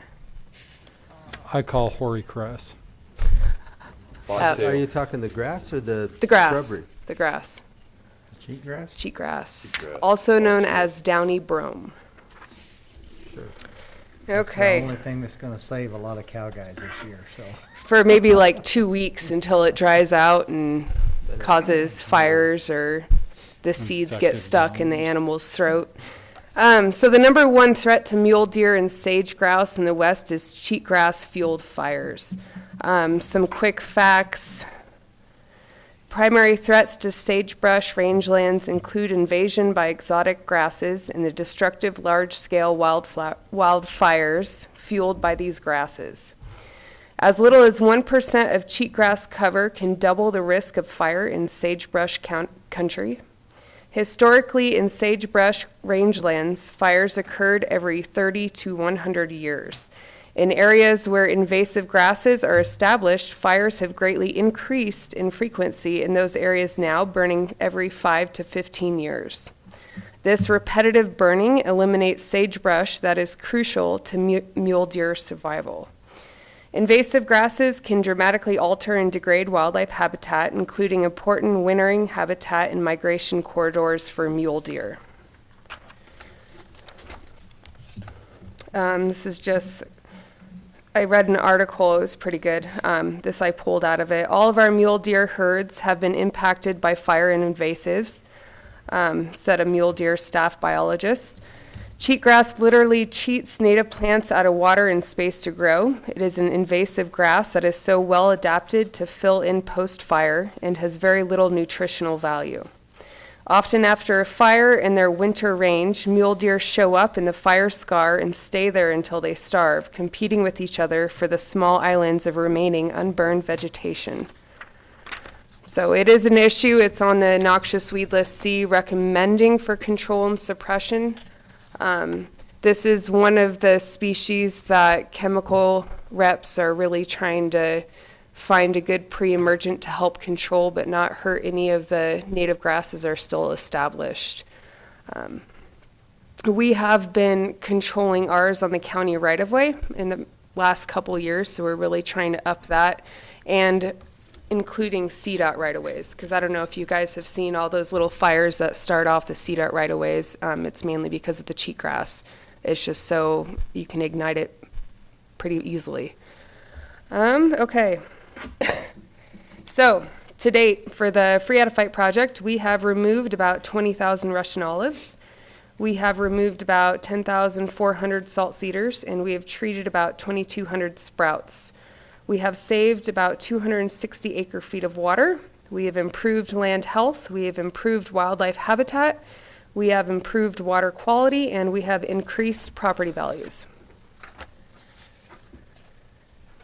So this year, we have about 35 properties on our schedule for the initial Free Out of Fight removal. That acreage adds up to about 260 acres needing Free Out of Fight removal. We have about 60 properties for sprout treatments and monitoring from Free Out of Fight removals in 2019 and 2020. So it's only May 1st, and our schedule is completely booked up through 2021. And it's kind of pouring over into 2022. So why is it our responsibility to manage Russian olives and salt cedars? Well, initially it was the government who promoted landowners to plant these non-native species. It is our responsibility to be stewards of the land and promote healthy lands within the entire Montezuma County. It is our responsibility to serve our community when they are needing help with dealing with such an extensive problem across Montezuma County. Our economy isn't great. Landowners can't afford to hire a contractor to remove these trees. And typically the contractors will not express the need to follow up for sprout treatments. A lot of them will remove them, but then they will come back, so we aren't really getting anywhere. It is our responsibility to conserve water where we can. So next, this is just kind of an overview of our 2021 budget for this project. Our expenses add up to $89,519. As it goes right now, our income is $96,833. And if we were to have an additional 2 people help us with the project, our income would be $107,445 because we would be getting that extra landowner match because we're able to treat more land. So today I'm requesting to hire 2 people for a 6-month position from June 1st to November 30th. Their salary and benefits would add up to $41,184. The amount that we'll have to contribute to the salary is going to be that $21,926. So what I'm requesting today is $11,314 to make this possible to hire an additional 2 people. And also take note that we did budget $20,000 for the excavator lease, and I did get a grant to cover $15,000 of that. And I have applied for 2 more grants, and they'll not award anything until one of them's the end of May now, and the other one is in like August. So it is possible that I will be able to reimburse you the $11,000 back, but as things stand right now, that is what I'm requesting. Our CPP is still in the works of being finalized, but I cannot tell you when that will happen. So why will this benefit the community and our county? Supply and demand. We have a higher demand than supply right now as far as Russian olive removal and salt cedar removal. We'll be able to conserve more water. We'll be able to increase land health, which also increases property values. We'll be able to increase wildlife habitat, which directly and indirectly supports our large game and hunting. We'll be able to reduce mosquito breeding grounds and improve water quality. If you take care of the land, it'll take care of you. This is a scarce resource, same as water, so it's our responsibility to do whatever we can to protect that scarce resource.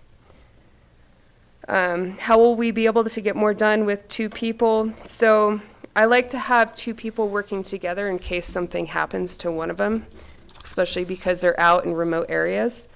So the senior crew I have right now will split them up, having 1 new employee working with each of them.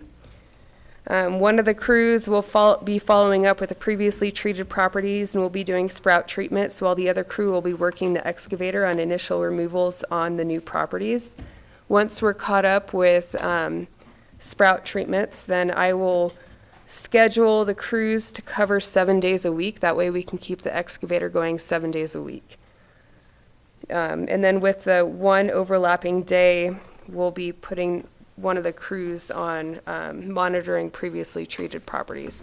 So this will be able to allow me to get all of the properties treated that are on our schedule right now. And it's only May 4th. So I know that we're going to be getting more calls, but when you get an idea in your head to remove the invasive weeds, trees on your property, you want to get it done pretty quick. You're not going to want to wait a couple years. So the demand is pretty high this year. That's why I'm requesting to move forward and get more done.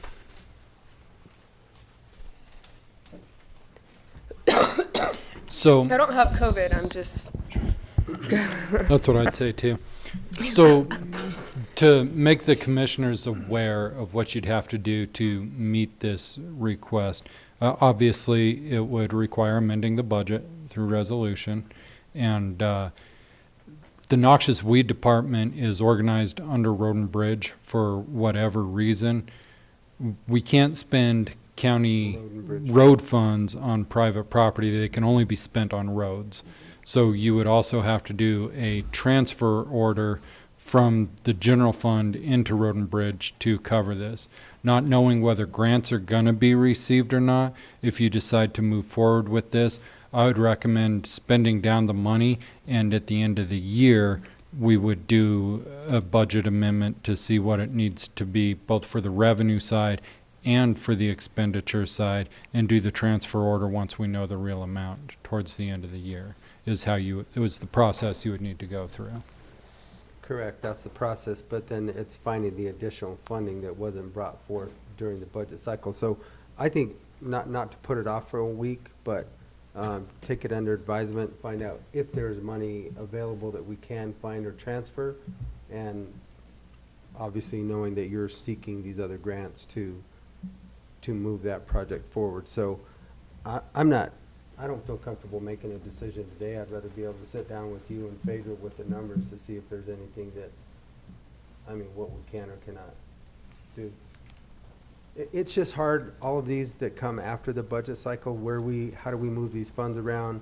What can be spent out of this pot of money and we can't over here? So when this just comes in front of us. Yeah, I completely understand. So, I could answer one of those just off the top of my head. 2 weeks ago, you guys decided to can the sign project in the front of the courthouse. That was $20,000. So if you guys are okay with that, we'll just Yeah. put it under unfinished business for next week. Okay, and just And taking we'll have count, a I know the decision. capital fund is different, but you did budget it for $20,000, and we will be reimbursing $15,000 of that. Right. So, So we Yeah. can use. I know that. that's We can different, look at but- the capital in comparison to the others too, so. Do you have Put that potential under, candidates for these positions? Do you? no. Yeah, just I'm because just she was hoping- to Yeah, advertise a no one else position can doesn't find mean she'll get anybody. any Right. for it. Right. I'm hoping, yeah. and this is a 6-month temporary position, Mm-hmm. both of them. Yep. So add that to unfinished business. And Bonnie, is this something that you would do this year only, or is this something you would project happening again in 22 and 23? And I'm hoping by 22 and 23 we'll have more long-term funding opportunities, because I've been applying for 5-year grants. But right now, I'm just kind of looking at 2021. It's a high demand now, so I'm just looking at the present, not really looking at the future. I'm hoping my funding will help me in the future supply the needs. Did you go back to that last round from the Southwest round table? Didn't they say that they had some? And that's in October is, I think, when that one comes up. Okay.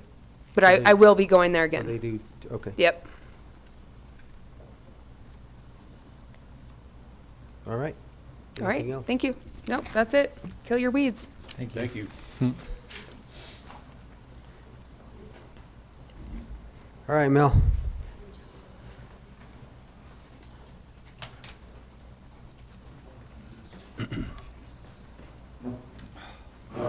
Morning.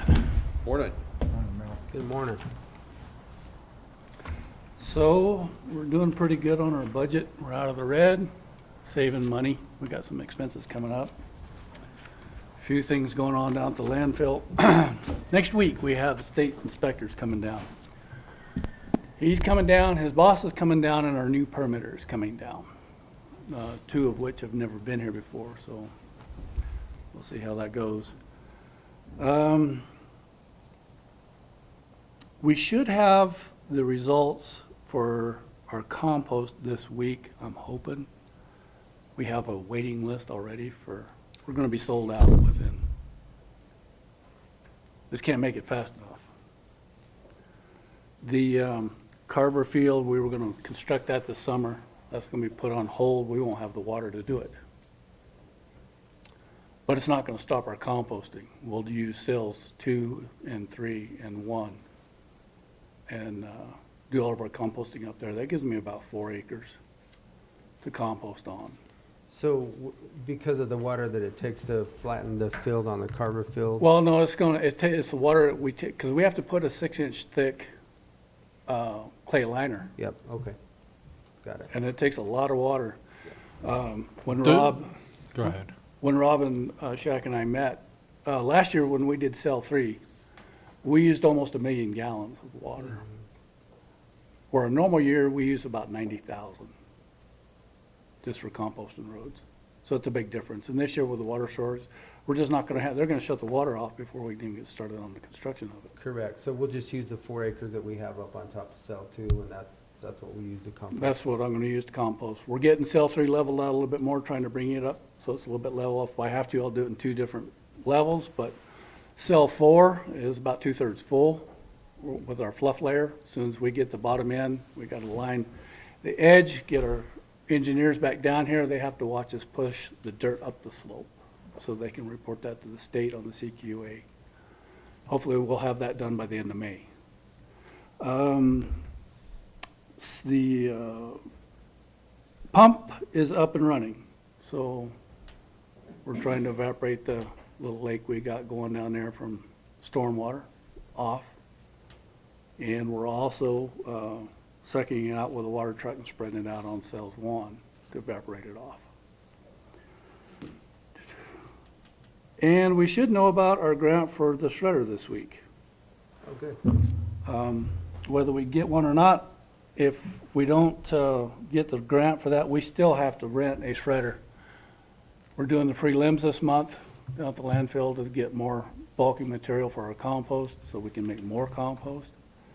I've got to get that shredded. I'm already a week behind on getting compost rows built, and I can't build them until I get the other stuff out of the way. So do you need to just get one rented to get it done? Well, yeah, I may have to. I'm trying to put it off. If I can find out this week on that grant, then it can save us a lot of money. But how quick is the shredder, even if you get the grant? I would imagine just a week or so out.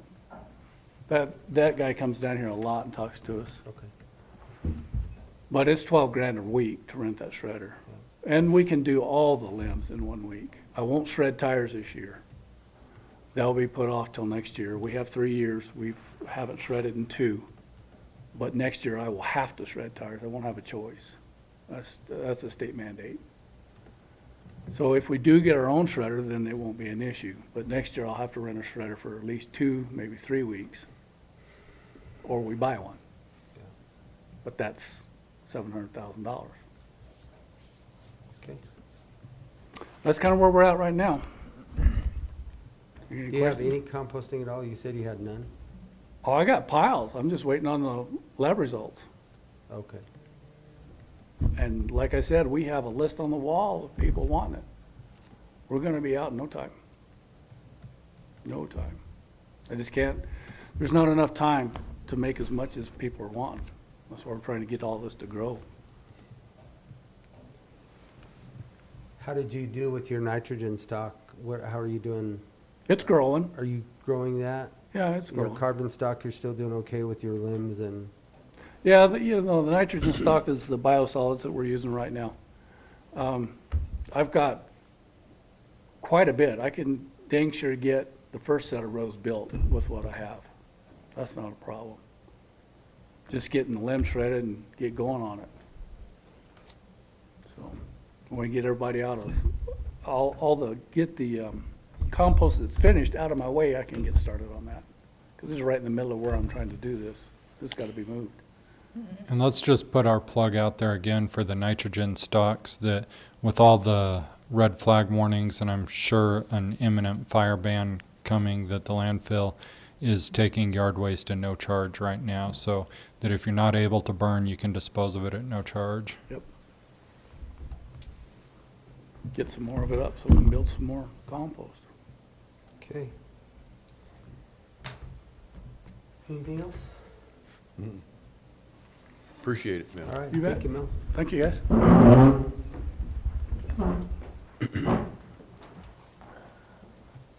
Justin. Fairgrounds.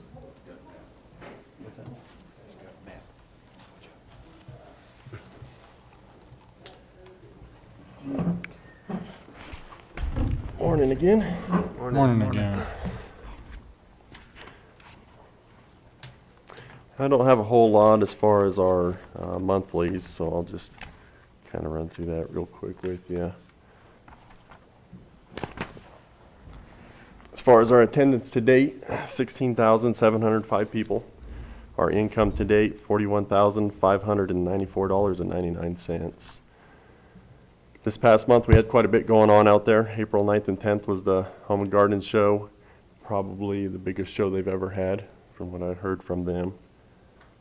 April 16th and 17th was a bull riding. It went good.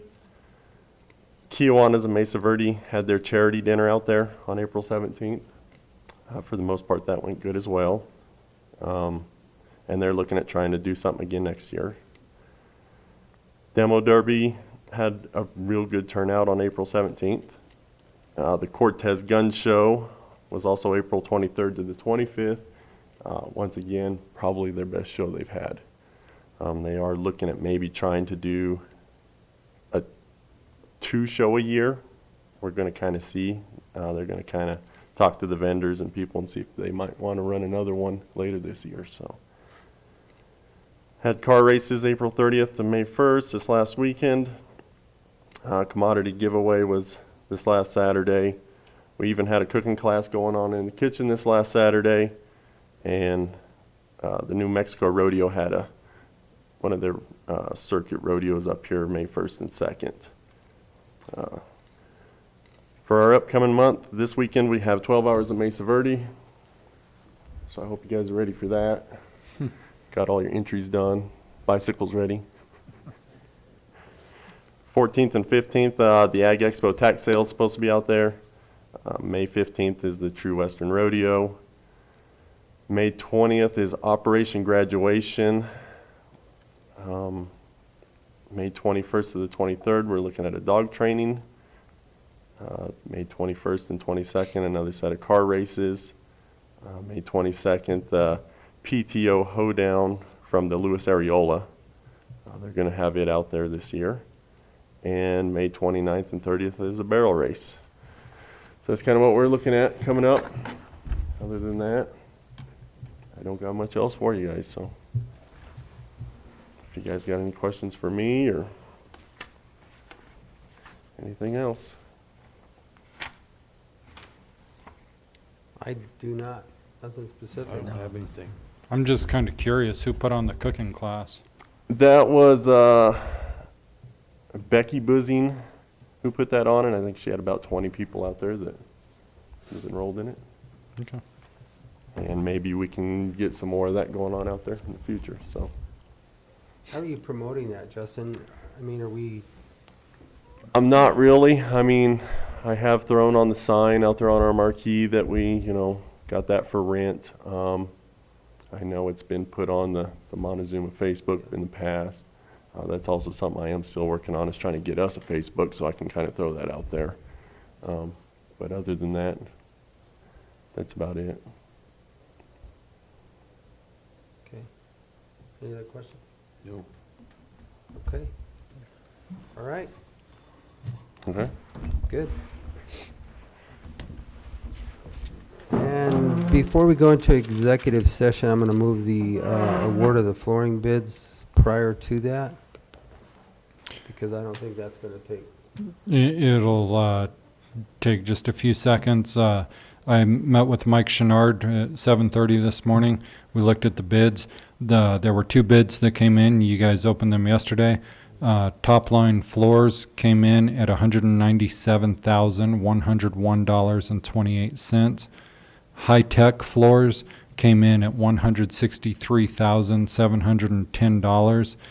Top line is a local company, which I believe John said that gives them a 5% preference over New Mexico. 5% is $9,855.06.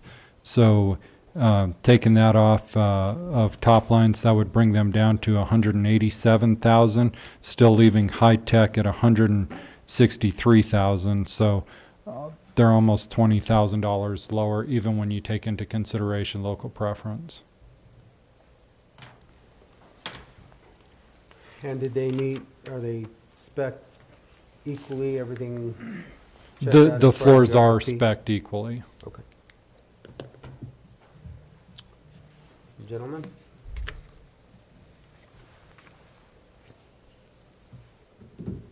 Questions, comments, or? No, I would definitely like to keep this local, but for $20,000, I don't think we can.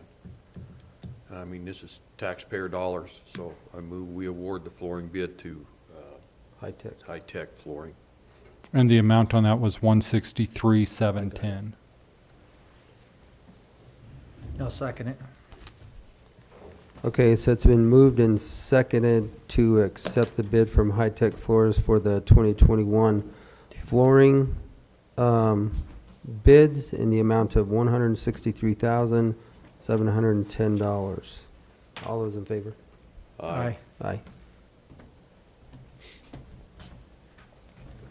Okay, at this point in time, we are going to go into executive session for a contract discussion.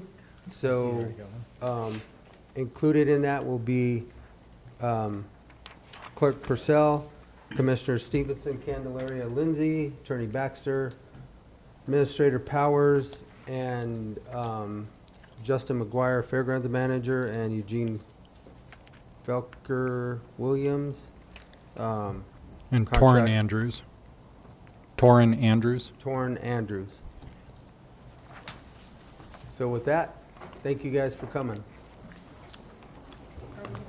We'll have to make a motion. Yes. Yep, we will. Go ahead. I move that we go into executive session for contract negotiations. Let me see it, Joe.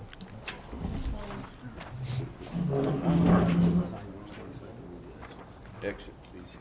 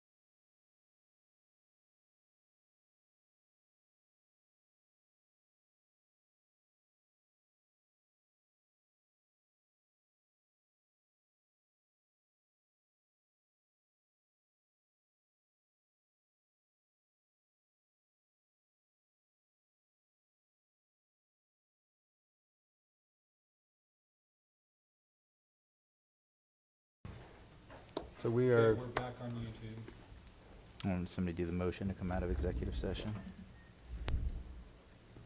I move that we come out of executive session. Second. it has been moved and seconded to come out of an executive session, and we will continue our regular meeting. With that, Mr. Baxter. And what we discussed in there was potentially coming to a different kind of an agreement for next year to lease the racetrack. One immediate decision that we thought would be beneficial as far as the current contract goes is we're requiring 2 deputies and 2 posse members during the duration of each event, so each race out there. And everybody agreed to that. So I sent Mr. Felker an email waiting for the response that he's confirming to agree to amend the current contract we have to just require 4 people out there. Sounds good. Thank you. Go to lunch. With that, we will be back here at 1:30 to continue our regular meeting. We are going to lunch.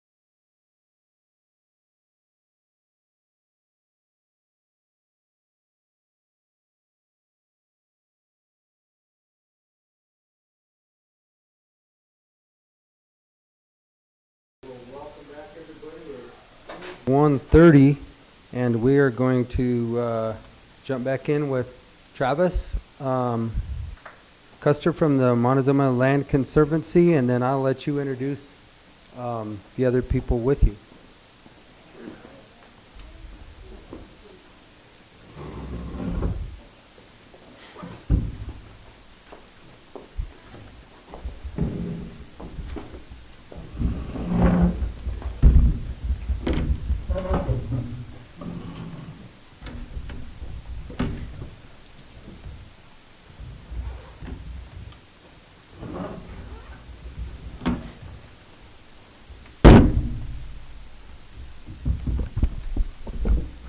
Thank you so much, Commissioner Candelaria, Commissioner Lindsay, Commissioner Stevenson. Appreciate the time being here today.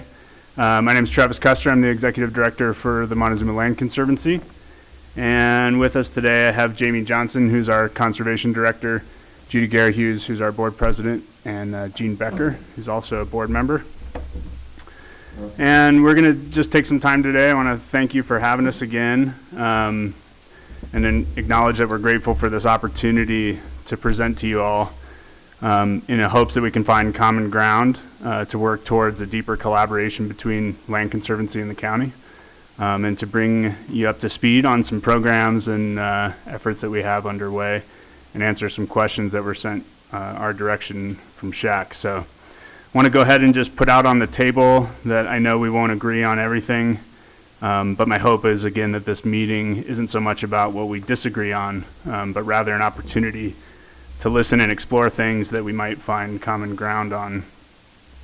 I think that's what this community needs. As I mentioned to Commissioner Candelaria during our call last week, we're a growing organization, having a huge positive impact on this community in a number of ways. Judy and Gene will take a moment here in a second to overview some of our programs, as well as the growth our organization's seen over the past few years.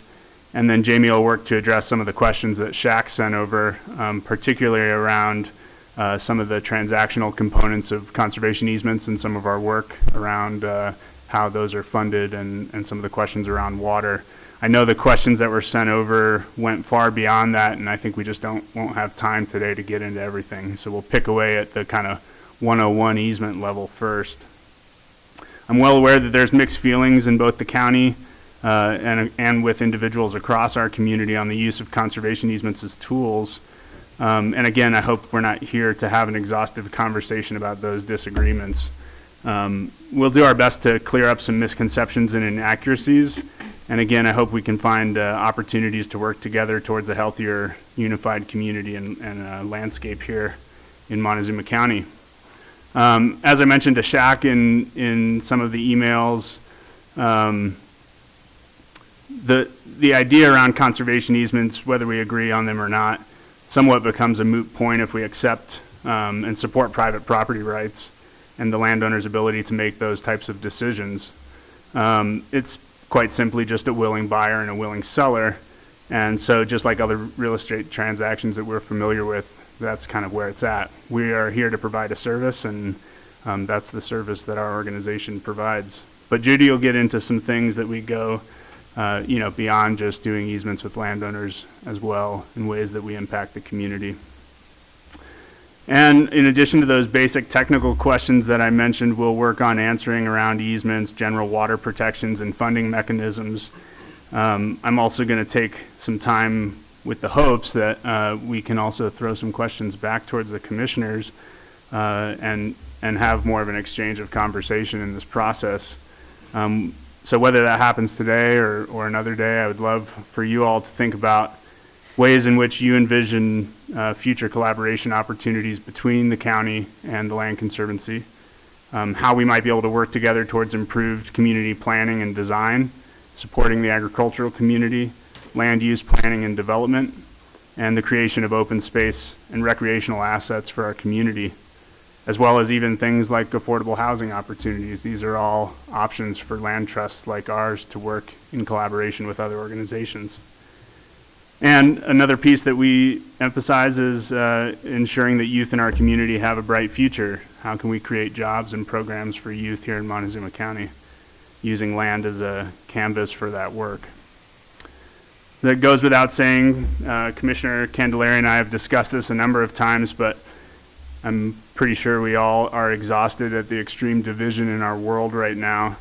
And I think we could all agree that this ongoing division is exhausting and a hindrance to a better community. So I'm excited to be here today. I'm appreciative of the opportunity to work with you all. And in general, I look forward to working towards more collaboration in the future. So at this point, I'll turn it over to Judy Garrett-Hughes, who's our board president. It's always so quiet in here that it makes me a little nervous. What's that? Oh! I'm going to say, we feel just opposite. It's never quiet in here. Okay, well, let's... Watch what happens if I touch my mic. Oh, please stay away from that. Thank you. Okay, well, anyway, thank you, Travis, for working with Commissioner Candelaria to allow us to come here. I'm glad to be sitting here at this table. I am the current president of Montezuma Land Conservancy. My name is Judy Garrett-Hughes. I've been a supporter of Montezuma Land Conservancy since around 2004. I'm a native Coloradoan. When I came to the Western Slope in 2000, well, it was actually 2001, but anyway, at that time, MLC's primary focus was in helping farmers and ranchers obtain conservation easements. That's what was out there to be done as far as conservation. And we just helped them work through the process, basically. Since then, we continue to provide the services if a private property owner comes to us and requests one. But we also want to explore conservation efforts that positively impact our entire community, our area. I have to admit that I don't know how long each of you have been here, if you've been here your whole life, but I know we live in a beautiful place.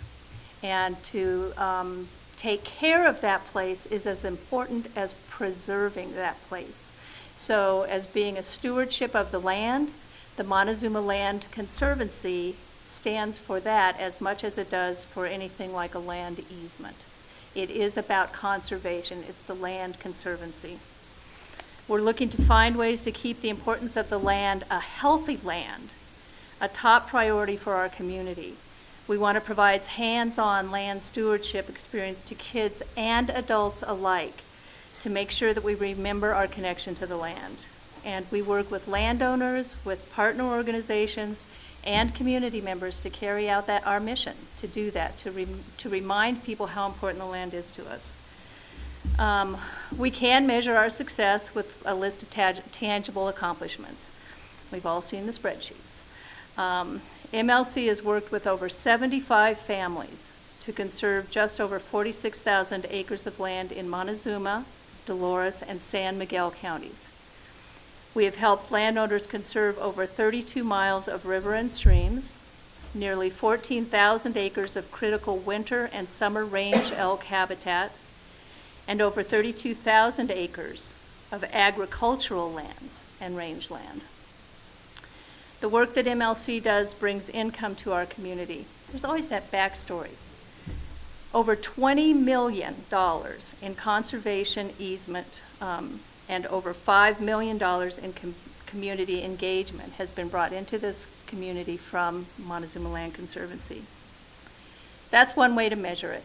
But the other way to measure it is to note its success by how we're able to improve and change the lives of people in our community by helping them to embrace a sense of place. I know all of you have been here for a while. We've seen a lot of people leave and then come back, but it's because of the place that people come back, and it's partially the land. The Montezuma Land Conservancy has become much more than what it was originally as a conservation easement organization. And it's now a critical part of all types of land conservation for the benefit of a healthy community. I could go on, but I would like, but I will hand it over to Jean Becker now, who has a past president of MLC, and she'd like to also share a few thoughts. Thank you very much for having us here today. My name is Jean Becker, and I have been a member of the MLC board since 2015. And even in that 6-year period that I've been on the board, I've seen that the tools available for both landowners and the community to conserve open spaces for future generations have changed.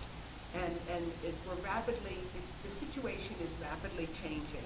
And MLC strives to be a forward-thinking organization because we are now entering the 3rd decade, believe it or not, of the 21st century. And so we're trying to think ahead as to what we as a community need in 2030, 2040, 2050, and beyond that. 2 initiatives that have been very successful so far in working toward a common goal that we all share, healthy land for a healthy community, are the establishment of Fozzy's Farm and the formation of the Montezuma Inspire Coalition. I don't know how many of you have had the opportunity to come out to Fozzy's Farm, but it's an 83-acre farm located outside Lewis that was donated to MLC in 2016. It is the center of MLC's community education programming. In addition to serving over 1,600 youth from Montezuma. We're getting comments on YouTube that people can't hear you. Could you turn the mic towards yourself? Oh, I'm sorry. Thank you. Okay, I'll just start in that one section. For those of you who have not had the opportunity to visit Fozzy's Farm, it is an 83-acre farm located outside of Lewis that was donated to MLC in 2016. It is the center of MLC's community education programming. In addition to serving over 1,600 Montezuma County youth, it has provided opportunities for partnering with the Montezuma County Weed Department, the Colorado State University, the High Desert Conservation District, and other local nonprofit organizations.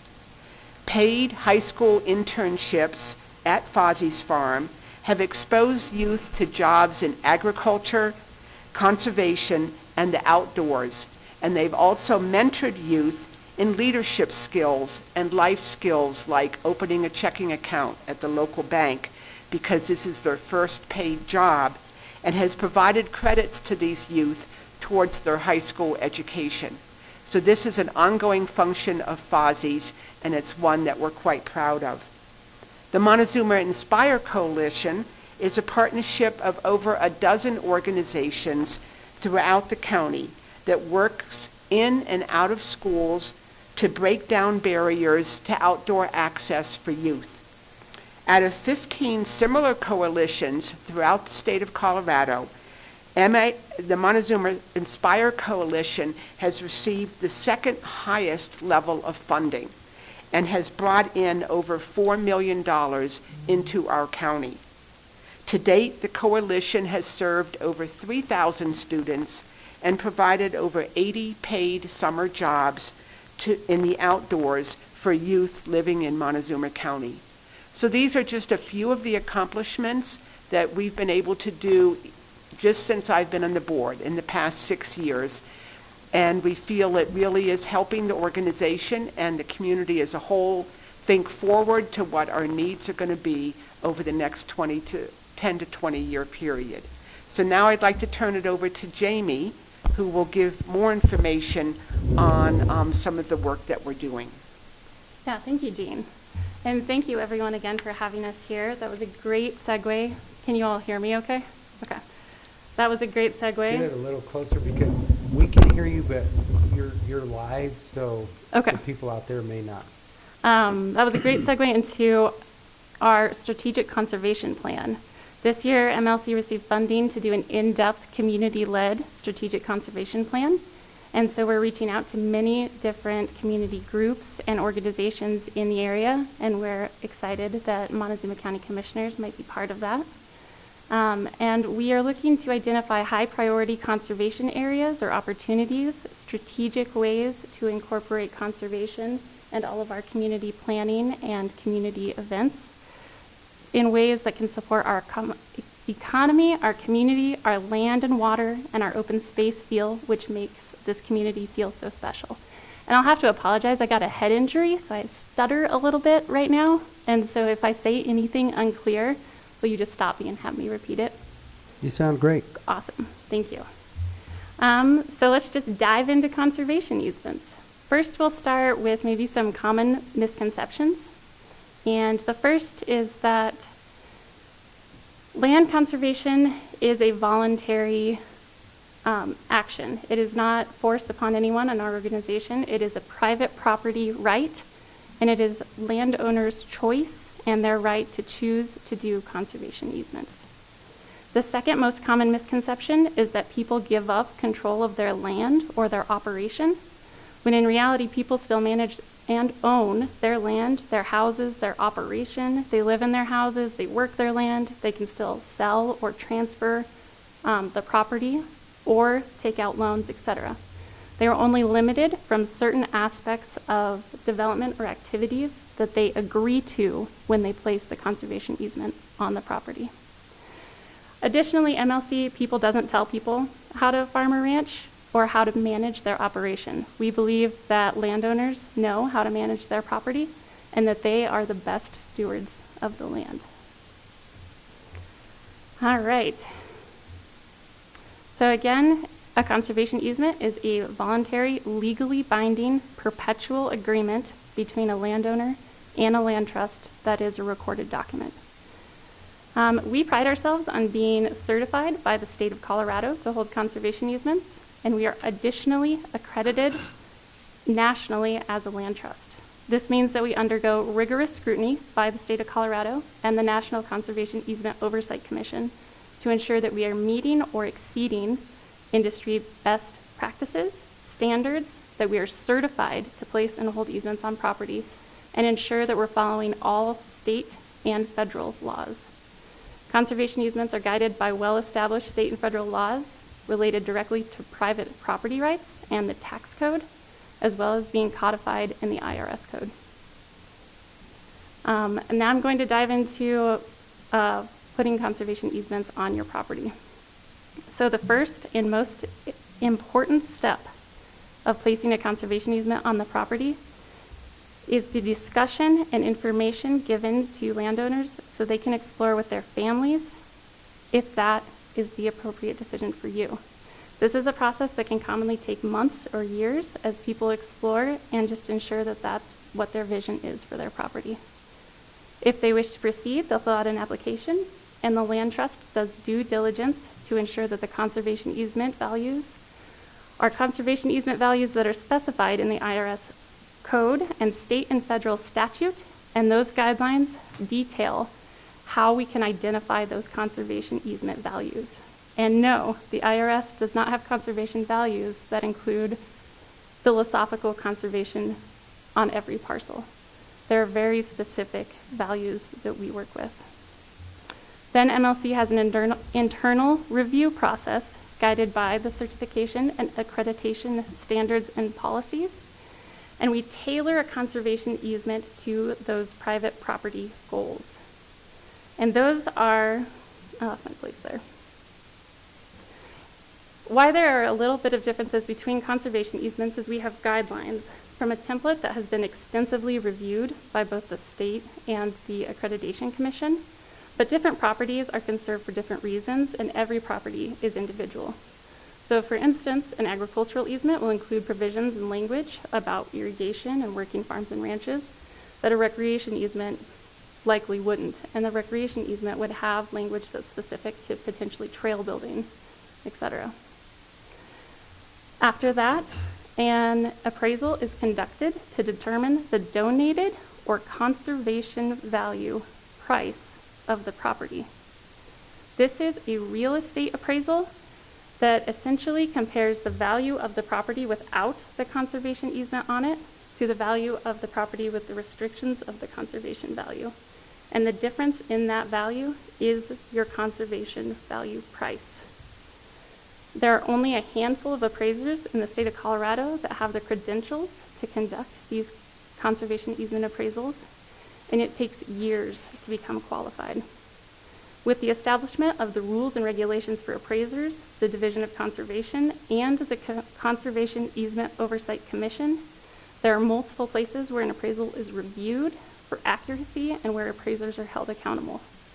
The program that we have in place right now to certify conservation easements and the quality of appraisals for tax credits is very different from what existed 10 to 15 years ago. Inflated appraisals in Colorado just don't happen anymore. Then we have the final recording steps for the conservation easement, and we can talk about funding. We want to go ahead and move into that? Yeah. Okay. Unless there's any immediate questions. Are there any immediate questions about the appraisal? I mean, I'm writing down questions. I don't have anything right now. Okay. I'll let you go through it all and then. Wonderful. The best value for the landowner is to have someone or an organization or grantor pay them for that full value of the easement.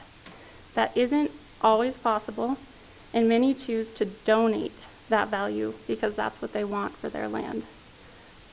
The donation is a charitable donation, and so there are tax credits and tax incentives for doing that. And the tax incentives provided recognize that there is value in having local agriculture, open spaces, and protected habitat.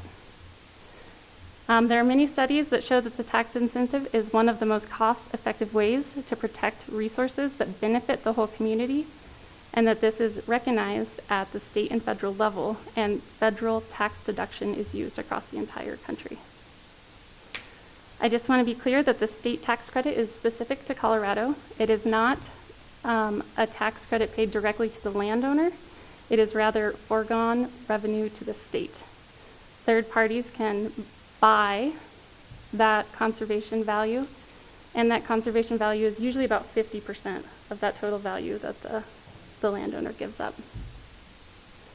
Like I mentioned, the donated conservation easement is a charitable donation, and there are tax incentives for the state and federal government. But in Montezuma County, local taxes do not go to donated easements because we don't have an open space tax. All right. The purchased conservation easement is for funders like GOCO, which will buy that entire conservation value. So those funders have determined that the values to wildlife habitat, agriculture, et cetera, are great enough that they want to invest in that donated value. That's a really competitive fund across the state, and so the majority of conservation easement donations are donations. Conservation easement deals are donations. That's my spiel right now for funded conservation easements. The final stage for a conservation easement is just to record, I said, for the county and then pursue the tax credits. The buying and selling of tax credits, MLC is not involved in. We are involved in just negotiating with the landowner, ensuring that it's a good fit for them and it's a good fit for the organization, and placing the conservation easement on the parcel. Then I would be remiss to not talk about water. Water in the West is a big deal, and most of the conservation values depend on having water on the property, especially agriculture.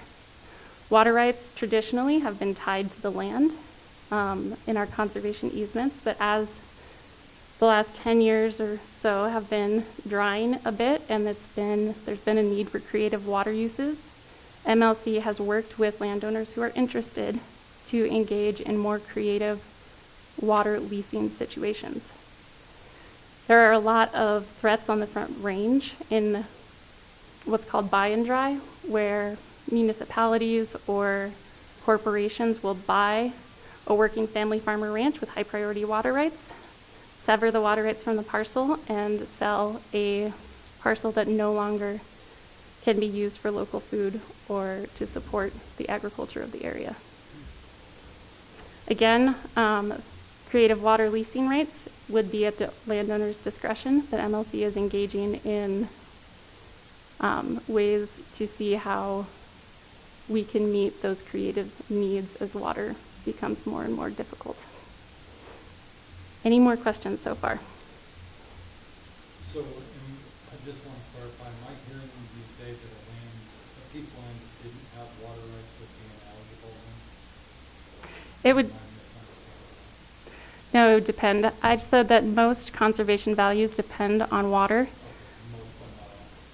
Well, water can fall from the sky as well. Yeah. Right, like today. There's wildlife habitat and other conservation values, like recreation, that aren't dependent on. It's not automatically excluded. All right. Well, I will pass it back to Travis for now. Awesome. Thank you, Jamie. Well, I think we'd love to just open it up. I'm sure there's some follow-up questions from the commissioners, so be happy to entertain any of those. And then if there is opportunity for any sort of discussion around ways we might be able to work together moving forward, that would be great as well.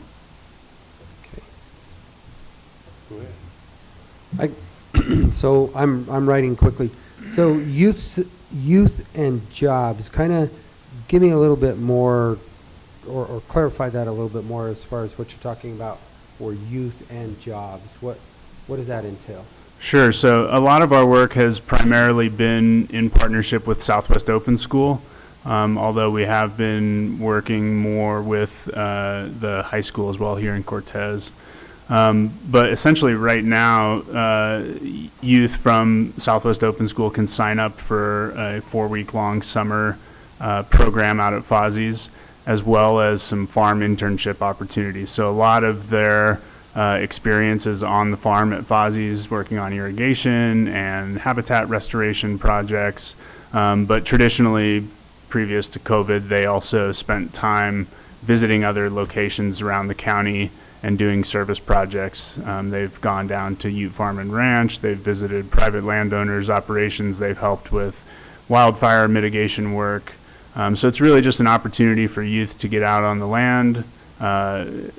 Inevitably what happens when they're moving water and working outside is they learn something about hard work and work ethic and leadership and accountability and responsibility. For many of the youth, it's an important opportunity to have a job that's paying a good wage for their age. And yeah, it's been a really powerful program that we've found a lot of meaning in partnering with the school on. And then through Southwest Open School, as was mentioned, youth will also receive credits towards their graduation for their participation. So would that be like juniors and seniors, or sophomore, juniors, seniors, or? Yeah, it's primarily juniors and seniors, but I think in the past there have been some sophomores that have participated. So high school, basically. Yeah, yeah. Most of our internship programs are high school based.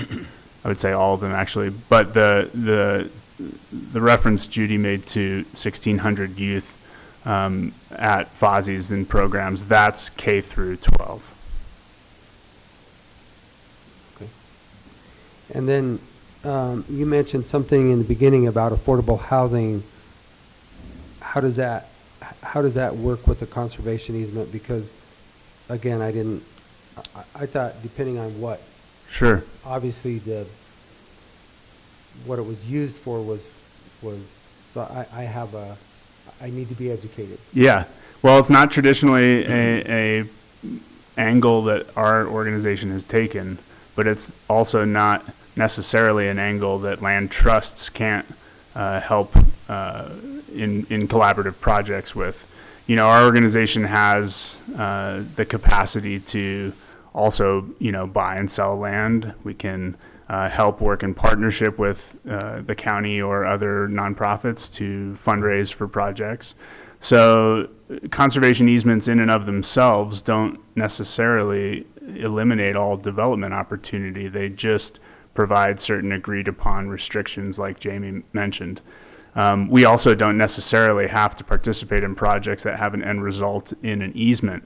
That might be ideal in certain situations and not in others.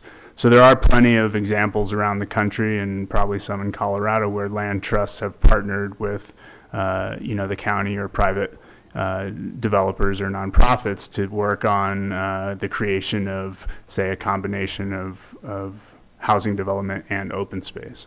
I think, as we're all probably aware, there's a real benefit to having access to open space in our communities in the forms of parks and recreational access and access for youth and families. So I think there are, given the opportunity for collaboration, there's lots of creative ways that an organization like ours could work on projects that maybe we haven't traditionally done but are possible. So that would have been something that the landowner up front would have negotiated with you all? Sure, or prior it to could putting be this into an acquisition. It could be a project with the county, for example, to work with we could work with a developer. There's nothing precluding us from doing those types of projects. It's just a matter of the right partnerships and the right tools for the job. I mean, I like to think of it as kind of a toolbox or something. We're not going to always fix everything with the same tool, and so sometimes having a diversity of options, is an option, and that's something that we can definitely do. But again, for me, what a lot of this comes down to is the bread and butter of our work has always been to provide services to landowners. However, that's just kind of what has always kind of voluntarily come in our door. I'm really interested in a lot of these other opportunities for collaboration across our community in which the land trust can become a cornerstone of partnerships and projects. So, it'd be really interesting at some point to get together with other departments in the county and maybe explore ideas and options like this. And as Jamie mentioned, as we're going to be spending the remainder of the year here doing a lot of community outreach with the goal of better understanding different values around conservation, outdoor access, recreation, things like that. And I think I mentioned it earlier when the whole land use discussion was going on, but we'd love to include the county in that process as well, to whatever extent that makes sense. We've also approached the town of Mancos and plan to reach out to the other communities as well. So our hope is that we'll leave that process with a lot of information that can help better drive our organization's decisions around program design and land protection efforts. So what I'm taking away, you haven't done any affordable housing? No, it's not been something that our organization does. I just brought that up just to help expand our thoughts a little bit around, because it's easy to get into the conservation easement box, especially right now, I think. But, point being is there's a lot of opportunity out there. Well, for me, the minute you stated that, I haven't been on a meeting for the last 14 months that's not a topic that comes up. Sure. Because right now it's just, the costs are rising, and there's just no availability to it right now. Yeah.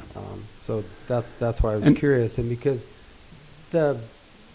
conceptually, I think that development is not typically on a conservation easement, or I guess in my mind, it has never been presented that way. It's always just, it's going to be, like you said, a perpetual easement. Here it is. This is how it's going to stay, without knowing what the negotiations are between the property owner and the buyer. Sure. Which would be the conservancy. Can I give an example? Yeah, sure, Jean, go ahead. I used to work in Illinois, and we had what were called planned unit developments. But what I envision is if someone owned, let's say they owned 100 acres somewhere in the county, presumably somewhere closer to infrastructure in Cortez, and they wanted to do affordable housing, but they also felt that a portion of the land had real conservation value. They could theoretically, I'm saying just theoretically this might work, that they could say, okay, we would like to have our affordable housing for, X number of units on 10 acres of the 100 acres, and then we'd like a conservation easement on the remaining 100 acres, with the possibility of some kind of a trail system for bikes and for hiking, but that the 10 acres would be more townhomes, clustered development, small lots, but they would all be clustered in that 10 acre, which would be accessible to infrastructure and roads and water, and then the remaining 90 acres would be conserved through an easement. Is that an example of how it might work? Yeah, and that's a really good example, Gene. Trying to visualize what it might look like. And I think that's kind of answering my question. Sure. Because, like I said, when I first thought about it, it was, this is a perpetual easement for exactly what it was, and there was no development. So I think that's just it's a clarification, and that's why I'm asking the question, because if you can use it for affordable housing, the way you just explained it, makes a difference. Yeah, and I think there's a common misconception that somehow land trusts like ours are seeking to landlock communities or prevent development, or that we're adamantly opposed to any and all development. I think we all can understand that that is somewhat ridiculous, in the sense that our communities have to grow to some extent. They have to develop to some extent, and they should. I think the misconception is that we're opposed to all development, and that's just not the case. We're opposed to and concerned with development that's causing unnecessary or increased impacts to natural resources that are really valuable to all of our communities as well. Anybody who's a hunter right now understands the plight that elk are in both in our area and throughout the western slope. And what has been shown, across a lot of studies, is that impact is largely human caused in a number of different ways. And so that's just one example, but the point being that when we look at development in a community, my opinion is that it should be a much more substantial process of understanding when and where that development should take place, and also when and where that development may not be appropriate for any number of reasons: water, wildlife habitat, access and open space, hunting, fishing, agriculture, all of those things that play into our communities and all of our lives in different ways. So I hope that helps kind of clear up some of that, and it's easy to put things into boxes. But for the people listening, I want to make sure that they understand that also. The development of like that 10 acres in there, that wouldn't be part of the conservation easement, though, would it? That would be held out before the rest of the easements put in, right? Yeah, Joel, there's, and again, as Jamie mentioned, it's kind of hard to just to place boxes around all of this, because a lot of the work that we do with easements has a lot of flexibility. There are some places where there aren't a lot of flexibilities, and it's a pretty rigid box. We have to meet federal and state law, like Jamie said. However, what you're referring to happens occasionally. It's happened in a good handful of easements we have where not all of the parcel is encumbered under the easement. Sometimes landowners might have 1,000 acres and they may choose to leave a 40 out or a couple 40s out, and that's not uncommon. It may reduce the easement value for the appraisal, so they may get less of a tax incentive. The way I like to think about it is you're holding a bundle of sticks as a landowner. Each one of those sticks is a different right that you have, and one of those rights is developmental rights.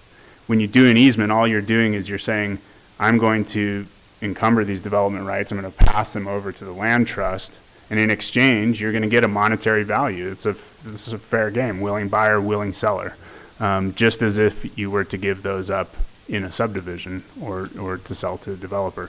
And so as the conservation values might diminish, say if you left some of the acreage out of the easement, then the appraiser is going to say, well, it's 1,000 acres. If we leave 100 acres out and that turns into a subdivision, that's not quite the same level of conservation as if we encumbered the entire 1,000 acres.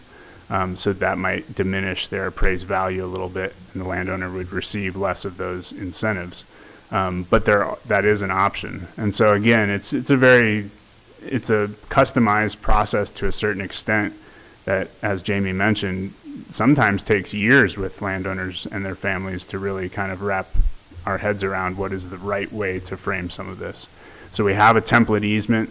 There are certain aspects of that are required by state and federal law, but then there's a lot of places within that easement where there's flexibilities. So my next question is, then there really isn't, like Shaq was leading into, nothing that qualifies or disqualifies without filling out the application. I mean, as far as size or whether it has water, it's dry land, it can be basically a blanket of anything. Well, I wouldn't put it that generally.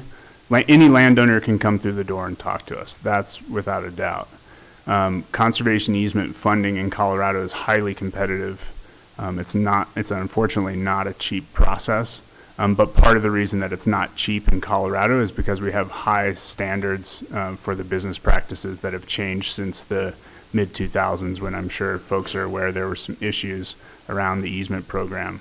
It's now a state-run program, and largely those issues have been taken care of. Unfortunately, the end result of that is just a higher cost of doing those transactions. So on smaller acreages, oftentimes, especially in a community like ours where we may have land values that are close to agricultural, it may not pencil out for landowners to do an easement. And that's just a conversation we have to have on a case-by-case basis. So sometimes it doesn't make financial sense. Sometimes there may be issues with the property that don't meet the conservation value requirements. And so to answer your question, it's a case-by-case basis. Any landowner is more than willing and able to come in and have a conversation. Ultimately, all projects that move past those initial discussions and kind of estimates for budgeting will go before the board after they, go through the staff level. We have a ranking and scoring process we do. They all go before the board, and the organization has to decide whether those easements meet those qualification standards. So not every parcel is going to meet, but to Shaq's question, the presence of irrigation water is not a requirement for conservation. I have some questions. Go ahead. Well, One more. go ahead. You made reference to tax credits. Are they bought and sold by somebody? In the state of Colorado, there is an open market for tax credits, and so when a landowner does a conservation easement, typically in both forms, whether they're selling that easement, like Jamie mentioned, which is known as a bargain sale, or whether they're doing a full donation, which means they're only getting tax incentives. Typically, in both scenarios, at least for a lot of the projects we work on, there's going to be some amount of tax incentives included in both. And in Colorado, those state tax credits can be bought and sold, yes. So a landowner could choose to go through a broker at the state level, and other businesses or individuals purchase those credits. They're not just conservation easement credits. There's any number of other state tax credit programs that enter into that marketplace as well. Who typically buys these? Do you have any idea? And what are they used for? Like Jamie said, it's not actually part of the work that we do. Once we close the easement, landowners are on their own to pursue the financial end of the deal. So we stop at the closing of the easement. So we're not involved with the tax credit side of things. Landowners have to kind of seek that out, go through an application process with the state to access their credits, and that all happens after we file and record the easement. Yeah, I know about renewable energy credits. They're bought and sold on an open market like Bitcoin. Yeah, I mean, I think to answer your question, my guess is that there's any number of buyers ranging from, businesses that might have tax liabilities to individuals and Large corporations. yeah, large Stuff that have corporations tax and liabilities, they yeah, can offset their taxes. yeah, Thank you. yeah, absolutely. Go ahead, Chad. All right, so,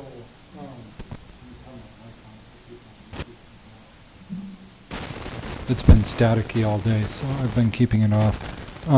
So our economic development team is working to discuss where it makes most sense to develop, to recruit different businesses to our area. What we're trying to do is get Empire Electric, Montezuma Water, the utility companies, all in sync to say, if Empire Electric says, yeah, we've got a lot of open circuit here, and Montezuma Water says we can get water here, and they coincide. What do we need to do to work with your staff to make sure that if we develop or if we identify areas that are suited for that we are working in sync with your goals as well to make sure that everybody's playing on the same page there? Yeah, I mean, I would say if there's opportunities for our organization to participate in any of those types of meetings or planning efforts, it would be probably in everybody's best interest to just kind of coordinate some of these things. I don't want to get into all the details, and it would probably be a little bit more of a legal dive to kind of get into some of the ins and outs of how the easements may or may not impact some of what you're talking about. I think, Shaq, in terms of utilities and right-of-ways and road expansions, so on and so forth, there are provisions within the easements that allow for some of that to happen, and also depending on whether or not there's existing utilities, pipelines, things like that. So it's, again, not necessarily a black and white answer, but I would say that the best bet and something we would be very interested in as an organization would be to participate in some of those conversations with other entities like you mentioned. Who on staff should be invited to those meetings? That would be myself or Jamie, yeah. Okay. And I guess to further that, Shaq, I think maybe what I'm thinking is, for us in the county, our section lines would basically for our roads.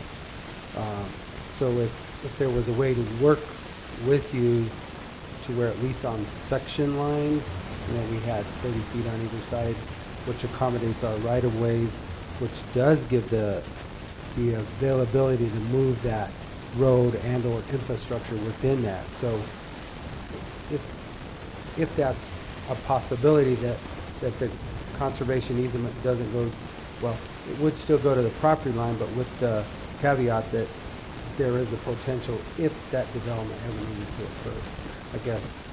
Does that make sense? Yeah, and I think we all agree that we're not in a position to impede on private landowners' rights, right? They have the choice, and we facilitate the transaction. So, again, it's a little bit difficult to get into all the what-ifs that right now. Right. But the biggest point, I think, is that if there are efforts in the county to, or at the local level, for anybody that's on YouTube from at the town level or whatever, to have these types of discussions about watershed plans or 3-mile plans, expansion plans, development plans for the county. I think that those are all situations where our presence as an organization could not only be effective for helping to mitigate future risks or concerns, but also potentially an opportunity to drive economic development, to bring in grant funding for some of these projects and just to work on a more collaborative and community-based level. So it sounds like the process that a landowner has to go through to get a part of their land in a conservation easement or the whole is quite an extensive process. And I know private landowners have to go through a process with everything that they do if they want to allow Kinder Morgan to drill a well, or if they want to put up a radio station, or they want to build an accessory residence, or if they want to have a shed closer than 30 feet to the fence line. There's a process they have to go through that.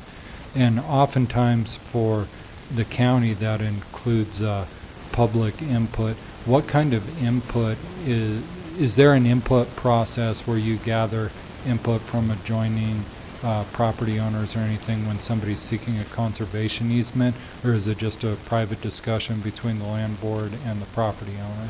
It's just a private discussion between the trust and the owner. I've got one more.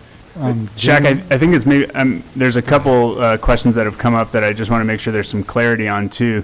Within the easements, there are typically building envelopes available to landowners. If there's an existing house on the property at the time that the easement's placed, then there will be an envelope placed around that structure. It's typically between 3 and 7 acres. Let's say it varies in project to project, but within that building envelope, there's relatively few restrictions. I mean, it allows for residential development. It typically allows for even auxiliary or accessory residential quarters. It allows for the buildings of shops and garages and utilities and whatever that looks like. You can remodel your house. You can do everything that you would normally do.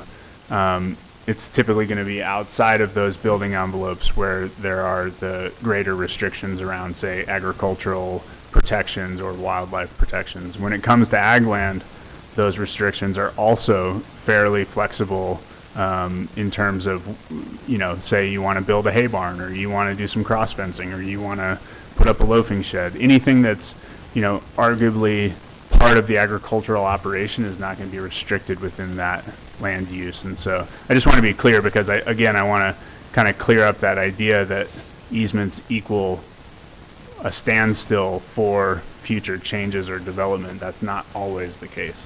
In some situations too, landowners can choose to place multiple building envelopes on a property. Again, it kind of depends on the size of the property as to the number of envelopes that would be allowable. And the more envelopes they place, they also might face a lower appraised value for that easement. But they can choose to have future home sites as well, that might allow for, you know, unforeseen things in the future, building a house for a kid or whatever. And furthermore, it's also important to understand that even some easements allow for specified subdivision of the easement itself, not in the way that we're talking about housing subdivisions, but oftentimes, let's say, if we have a 1,000-acre parcel that goes into easement, it's not necessarily uncommon in some situations, particularly if it's multiple parcels, that the landowner could choose to sell those parcels individually in the future. So there are, again, just we get very black and white about what an easement means and what it may not mean. There's a lot of gray area in kind of in between those points. And then my last question, and I'm not sure I heard it correctly. When you began, Jamie, you said something about having high priority conservation areas that you're looking at in the county. Can you tell us what makes the priority higher or lower, or how you prioritize those? Yeah, thank you. We actually are looking for community feedback to get a larger community-informed conservation goal. So we have a number of conservation values that have been laid out by the IRS, but what makes the work more interesting and more sustainable for the economy, or for the community and our economy, is to make sure that we're concentrating our work where it has the most effect and where the community most wants those easements as well, or those conservation activities. So if people had ideas, the particular properties, meaning values of the property, not the parcel of property itself, that they considered a high priority and said, we should try to conserve this or conserve that, how would they get that information to you?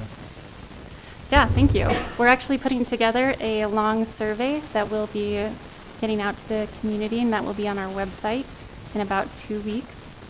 We'll also be hosting community events, as well as one-on-one interviews with people who have developed opinions and high stakes in the discussions, and then focus groups as well with different, like with you guys, for different organizations that work with us or partner with us in some way.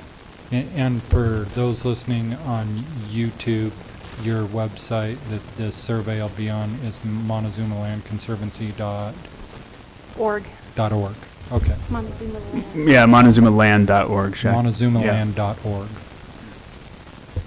A couple more quick questions. You guys pay a lot for these. What's your funding sources? I mean, myriad of sources. Yeah, and you know, pay a lot, I think, is relative. It's less than, you know, right, the value of the land. The funding sources are, there's a number of them, although they are highly competitive in Colorado these days. Most common ones for us are Colorado Parks and Wildlife, Great Outdoors Colorado, and private foundations. So we've done some work with the Gates Family Foundation in the past. We've also worked with our local HPP, the Habitat Partnership Program, They, in the past, have supported easement transactions in a much smaller capacity, but they will put some dollars towards projects occasionally, especially if there's, you know, wildlife or agricultural values on those parcels. But yeah. And then, you know, landowners typically are going to incur some of those costs as well, although given the increase in transactional costs over the years, we do the best that we can to try and keep that burden low on landowners, especially if there's, you know, available grant money out there. So occasionally landowners will also participate in certain transaction costs. Yeah. Last question's really easy. Yeah. Beer fest this year? Yeah, we are planning on getting back to it. I think it'll be a scaled back version, but we're looking to maybe get that rolling here pretty soon. Looking like that'll be an option by the fall, so we're looking forward to it. You gonna buy a ticket? Always. I've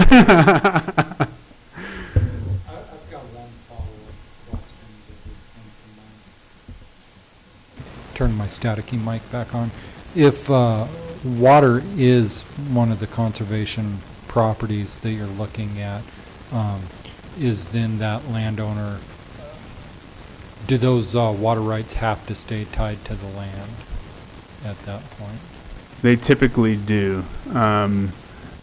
The way to think about the easement is the conservation values that are identified in the easement become the baseline for which we are seeking to protect into the future. So if you think about an irrigated ag field, if you're saying, well, this agricultural land is one of the conservation values, and thus to be productive and healthy requires that irrigation water, then removing that irrigation water causes damage to that value. So yes, the easements tie the water to the land. However, as we're all aware, we are rapidly entering into a water reality that is driving a lot of need for creativity and a diversity of tactics around, I think, both how we address water conservation and usage, but also, you know, how do we maybe help in the case of agriculture, for example, what opportunities may be out there for landowners to bring in additional revenue sources through leasing programs or, you know, whatever, you name it. And so, as Jamie mentioned, some of our easements do have some options for leasing. They would prevent the sale of that water off of that land and drying it up. And I know that there are a number of cases around the state where land trusts like ours are working with the water board and other water groups to identify, place adjust some of that template language to allow for more flexibility into the future. And so that's something we're continuing to explore as well. Okay. And this is just a purely hypothetical. You may not have an answer. I don't even know if it's a fair question, but say that we reach those critical levels in Meade and Powell, can't produce electricity, so there's a compact call on the upper basin to drain our water to fulfill that obligation. Would those landowners' irrigation water be protected from a compact call? Ooh, that's a big question. I don't know if I have a good answer for that, Jen or Shaq. They would, the water would not be able to be, the water rights would not be able to be removed from the land under the current situation, but whether or not curtailment could impact their access to that water, probably, yes, it could. All right. Any other questions? Well, thank you guys for coming in. I do appreciate your time. We've eaten up a little over an hour that quickly. You know, again, thank you for coming in and making some clarification for me specifically, and probably some other people that probably needs to be out there. So Travis, Jamie,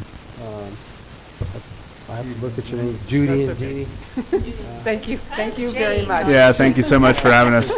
And I do know that there are a number of questions we didn't have time to address that were on that sheet that Shaq sent over. So if it seems like it's valuable to do another session at some point, Shaq can reach out. I do believe that, you know, something that we have started is trying to incorporate more discussion and dialogue with a lot of different entities within the community, just to basically put more education out there for everybody. Sure. These videos can be viewed down the road by somebody, so it is there. So I'm sure that he will be reaching out to you again in the near future. Yeah. And again, I realize the questions that were asked, you can't, in an hour's time, it's hard to get Sure. through them. Yeah. But I do appreciate your time. Stick around. We have some water guys coming up to talk to us next. Yeah, that's great. Appreciate it. Yeah. Thank you, guys. Thank you, guys. Thank you. Thank you.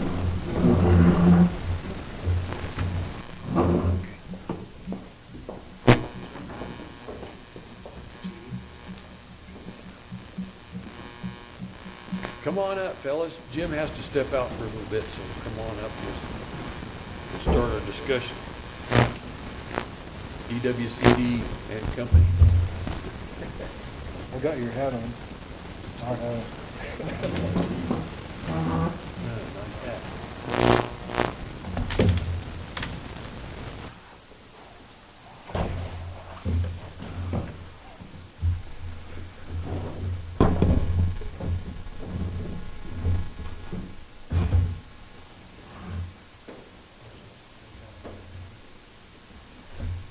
So, yeah.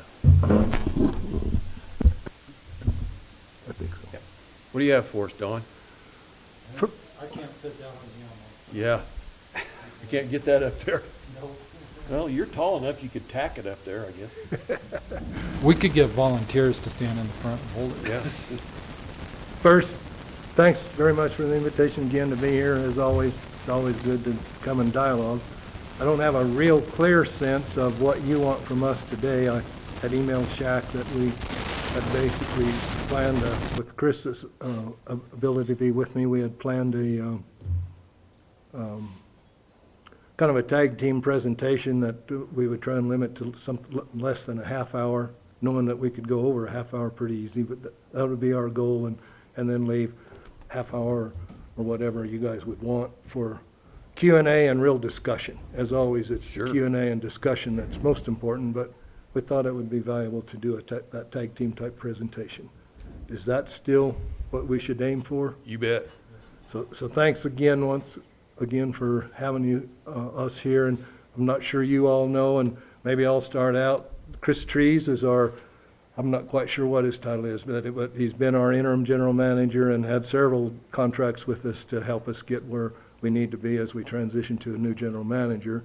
And so I'm really pleased that Chris is here with me today. And just, he can read, but I'll just help by introducing Shaq Powers, our county administrator, the attorney, John Baxter, and then our three commissioners. Jim Candelaria, chairman, and then I'm guessing maybe you're vice chairman or whatever it's called today, Kent Lindsay. Nice to see you here again, and Joel Stevenson. And then our clerk is Kim Purcell. So with that quick thank you, I was just going to have Chris maybe make a very short announcement about where we spent this morning or where we might be in the process. Yeah, just to elaborate one moment on Don's introduction. I'm a contractor for the district, temporary and part-time, helping out the district in the interim while they do not have a general manager. One of the activities and one of the tasks that they've asked me to help the board with is assisting in the process and location and hiring of a new general manager, a full-time general manager, permanent, in place in Durango. And last week, you may have seen in the announcements, papers or otherwise, that the district board last week named a sole finalist for the position. This is a requirement of Colorado water law for a senior hire, and we have to name the sole finalist. Then it's a 14-day period before the board can make a final offer to the finalist. And so Don and I were having conversations with our sole finalist. His name is Steve Wolf.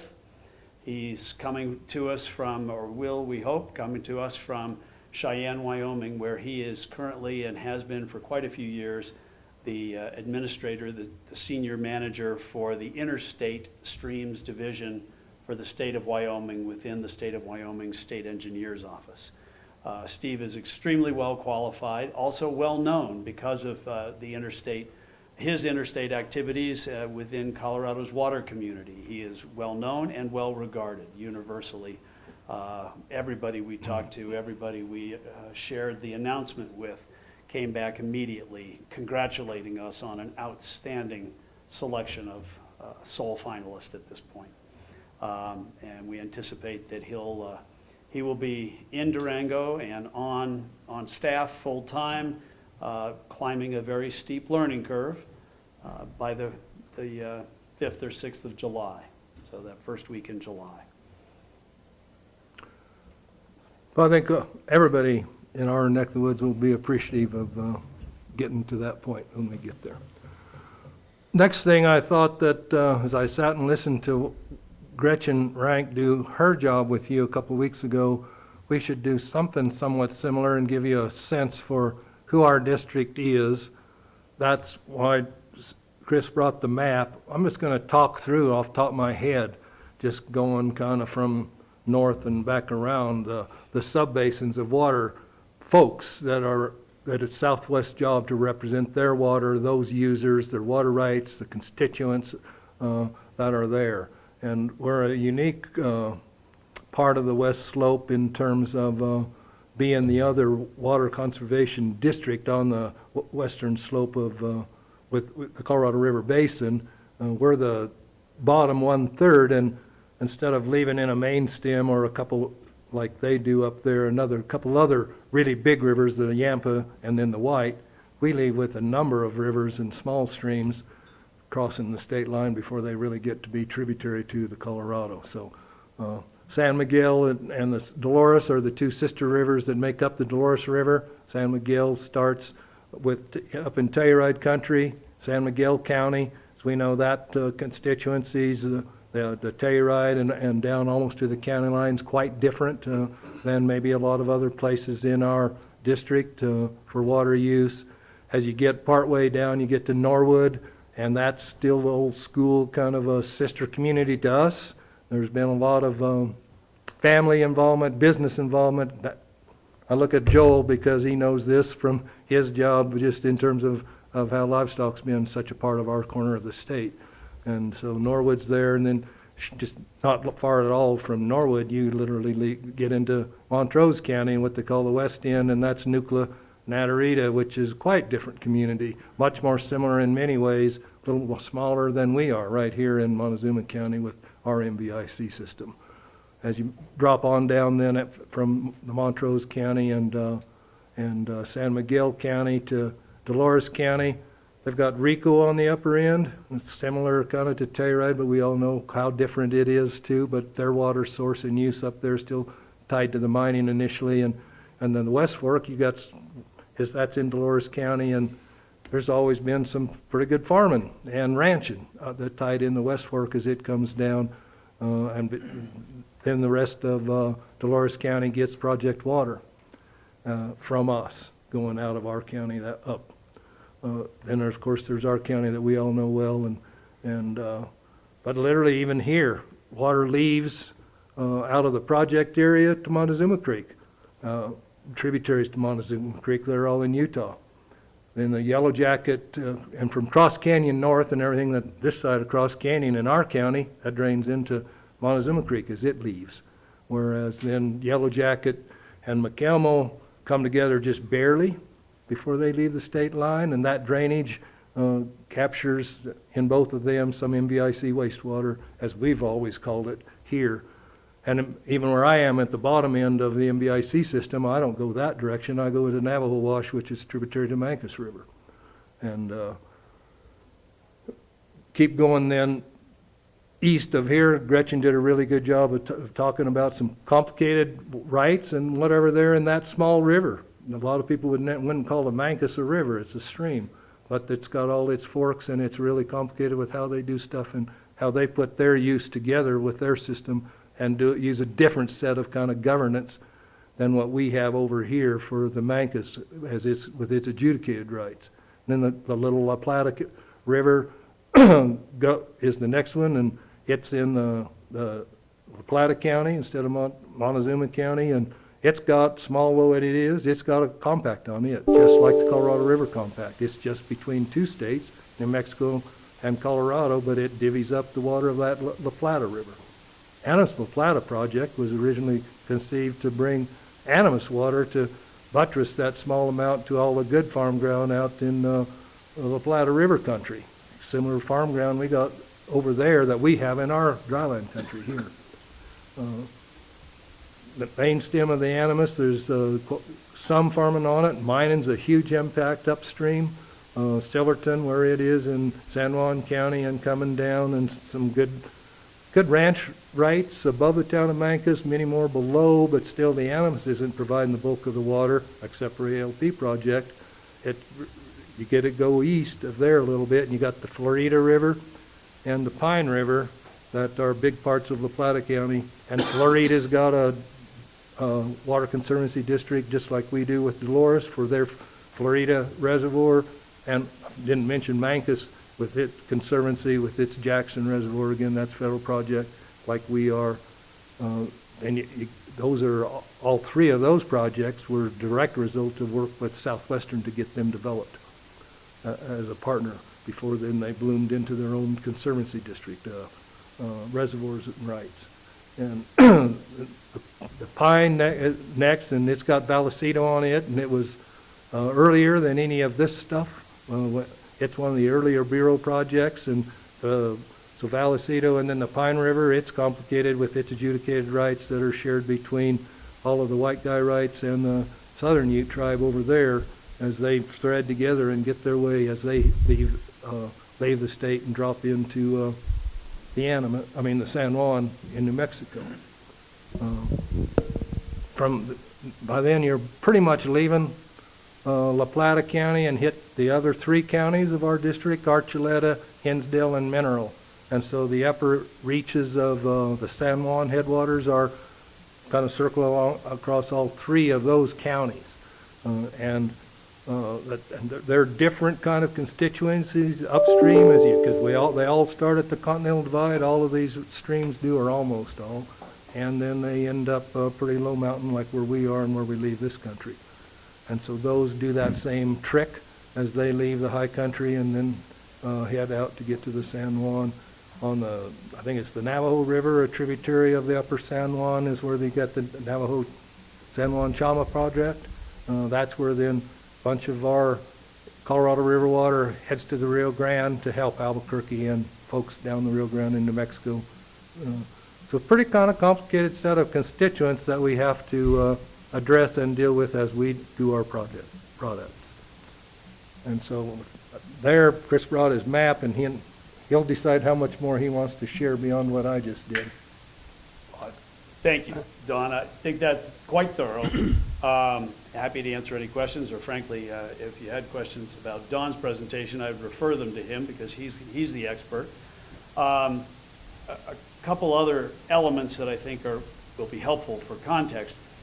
One thing I didn't mention is that before I started working temporarily for the Southwestern District, I worked 28 years with the Colorado River District, the sister district to the Southwestern District. So the 15 counties north, the main stem of the Yampa, the White River, the main stem of the Colorado, and the Gunnison River, and all the counties that are involved there. So there are 12 full counties, 3 partial counties.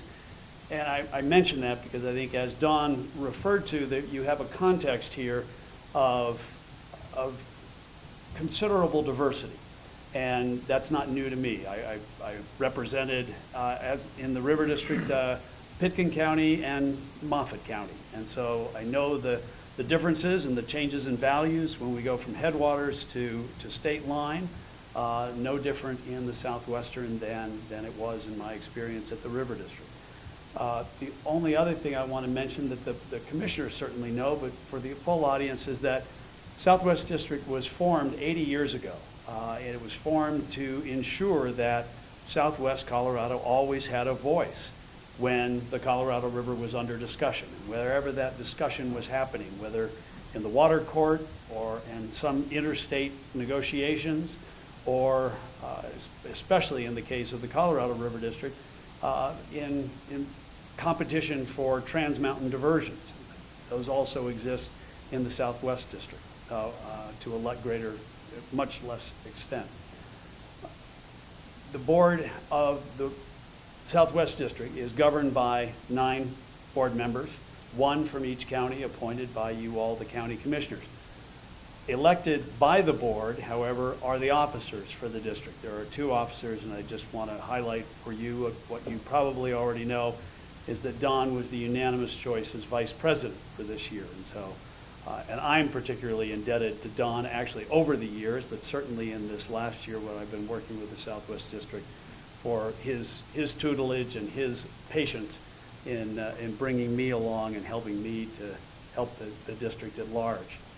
The district is a large district. It's a diverse district, and the district's mission is to find consensus and to identify at somewhat of a higher level than the individual water conservancy districts or the individual irrigation districts, supporting them, but looking at some of the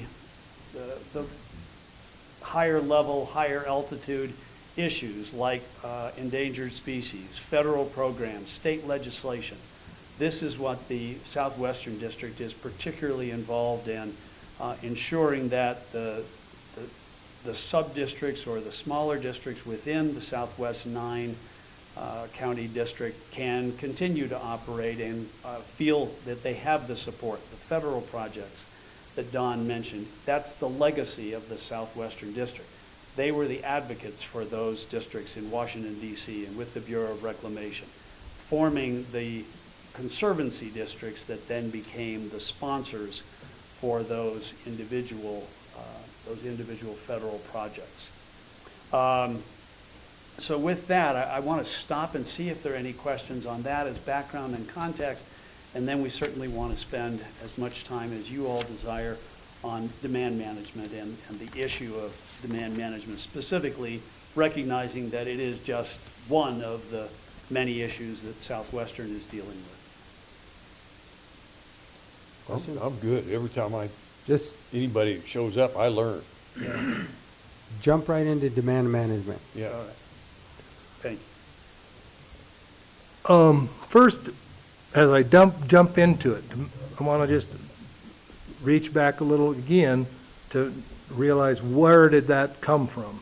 And there was so I'm just going to go back to, there was a drought contingency plan that was developed by the 7 Colorado River Basin states together to deal with what we're seeing as the hydrology and today, the problems we're wrestling with not having the water maybe that we thought we would have at different times. So that drought contingency plan, the federal drought contingency plan that the 7 states pushed through the federal legislation. I forget whether, I think that was fall or late in 2018. Is that the right year, Chris?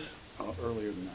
2017? Yes. When the legislation, anyhow, it was a while back, but it was still in this era of complete gridlock at our federal level. And yet I don't remember the timing, but it was something like 6 weeks. Yes. When they came out with, and the 7 states came together and introduced a bipartisan bill, and it got passed. That was just a huge feat. What drove that? 7 states getting together and all being behind one thing. But drought contingency plan that we had to have, and they had to get real water out of that. And the real water that came was the drought contingency plan that was put together by the 3 lower basin states, where they then committed and figured out exactly how much water they were going to put into their drought contingency plan. The upper basin's component of that, there were some up here that thought we needed a pool in Powell, similar to what they have in the lower basin, and they wanted to get that written in to that. But in terms of real water, and partially they may, well, without going into why they wanted that pool, that's something for future that may be really valuable, and so it's in that piece of legislation where it's there with some time frames on it. But real water was just the reoperation of 3 big reservoirs that came in, I think, in the same act, we'll get the date right, that built Powell. And those 3 reservoirs are Flamin Gorge, Aspinall, and Navajo. And they have some similar legislative authorities behind them and requirements that are supposed to help deliver the Upper Basin's compact entitlement down there. So how do we reoperate them differently in the drought contingency plan was a big piece of what the Upper Basin did. So they went through some negotiation, wrestle match to design a reoperation plan to get the water moved from them down to Powell when needed, to help Powell then meet the Upper Basin compact entitlement as we finish out this next set of interim guidelines. That was the real water that came from that drought contingency plan.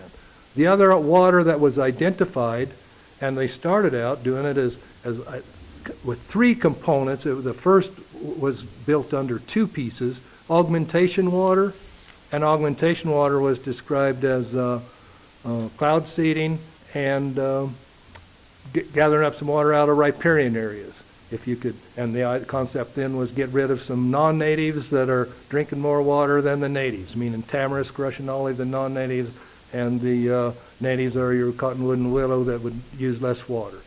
And even as they, I forget the exact timing, but it started out, you had those two things as number one and number two, and then the third was to explore demand management. And it didn't take long at all before kind of the whole thing flipped to focus solely on demand management. But remember, it was exploration of the demand management, and that's the places that were written into the drought contingency plan. That's what we have to live up to. That's the world we're truly in to this day as we talk about focus on demand management. How often is that plan updated? With the drought, the plan. The drought contingency plan. How It often was a finalized piece of federal legislation. So, there's a ton of detail in what it's done, but it's not one they're going to rewrite. It was a drought contingency plan. This is what we're going to have, and the plan when it was passed was it's going to absolutely get us to the next set of interim guidelines that are going to be negotiated, and then those next set of interim guidelines will solve whatever's got to be solved about the compact and drought and where we're going to go in the future. The drought contingency plan was to just fit that window, even though it had time frames that built past that if they were needed. So we're about to find out if it works. Well, in my mind, I think the public, there is still fear as we hear some of the more, the scary scenarios about potential water coming, but I think when you read under the headlines that are in the papers about those reports coming out, the expectation is still these guidelines are going to get us. I mean, this drought contingency plan is going to get us there. I still firmly believe that myself. I do. And so anything about demand management program, there are some who would argue that I'm wrong. And they may be right. I don't know. None of us really know. We can't write that crystal ball. And that we better have our demand management program ready to stand up and put into place sooner if need be. But as far as I'm concerned, that's not a majority view, although the headlines make us think it is. Yeah. Is my answer to you, Kent. Thank you. Well, Commissioner, I think you're referring to the drought, just the Right. conditions we're in, and I Right. think you're right. You're both right, and that I characterize the drought contingency plan as giving us some tools, some options that may have existed, maybe weren't entirely clear, gave the Bureau of Reclamation some directed flexibility in reoperations of the big reservoirs that are their responsibilities under their ownership that Don described, and then threw in this additional opportunity to explore drought contingency or drought management and drought management planning.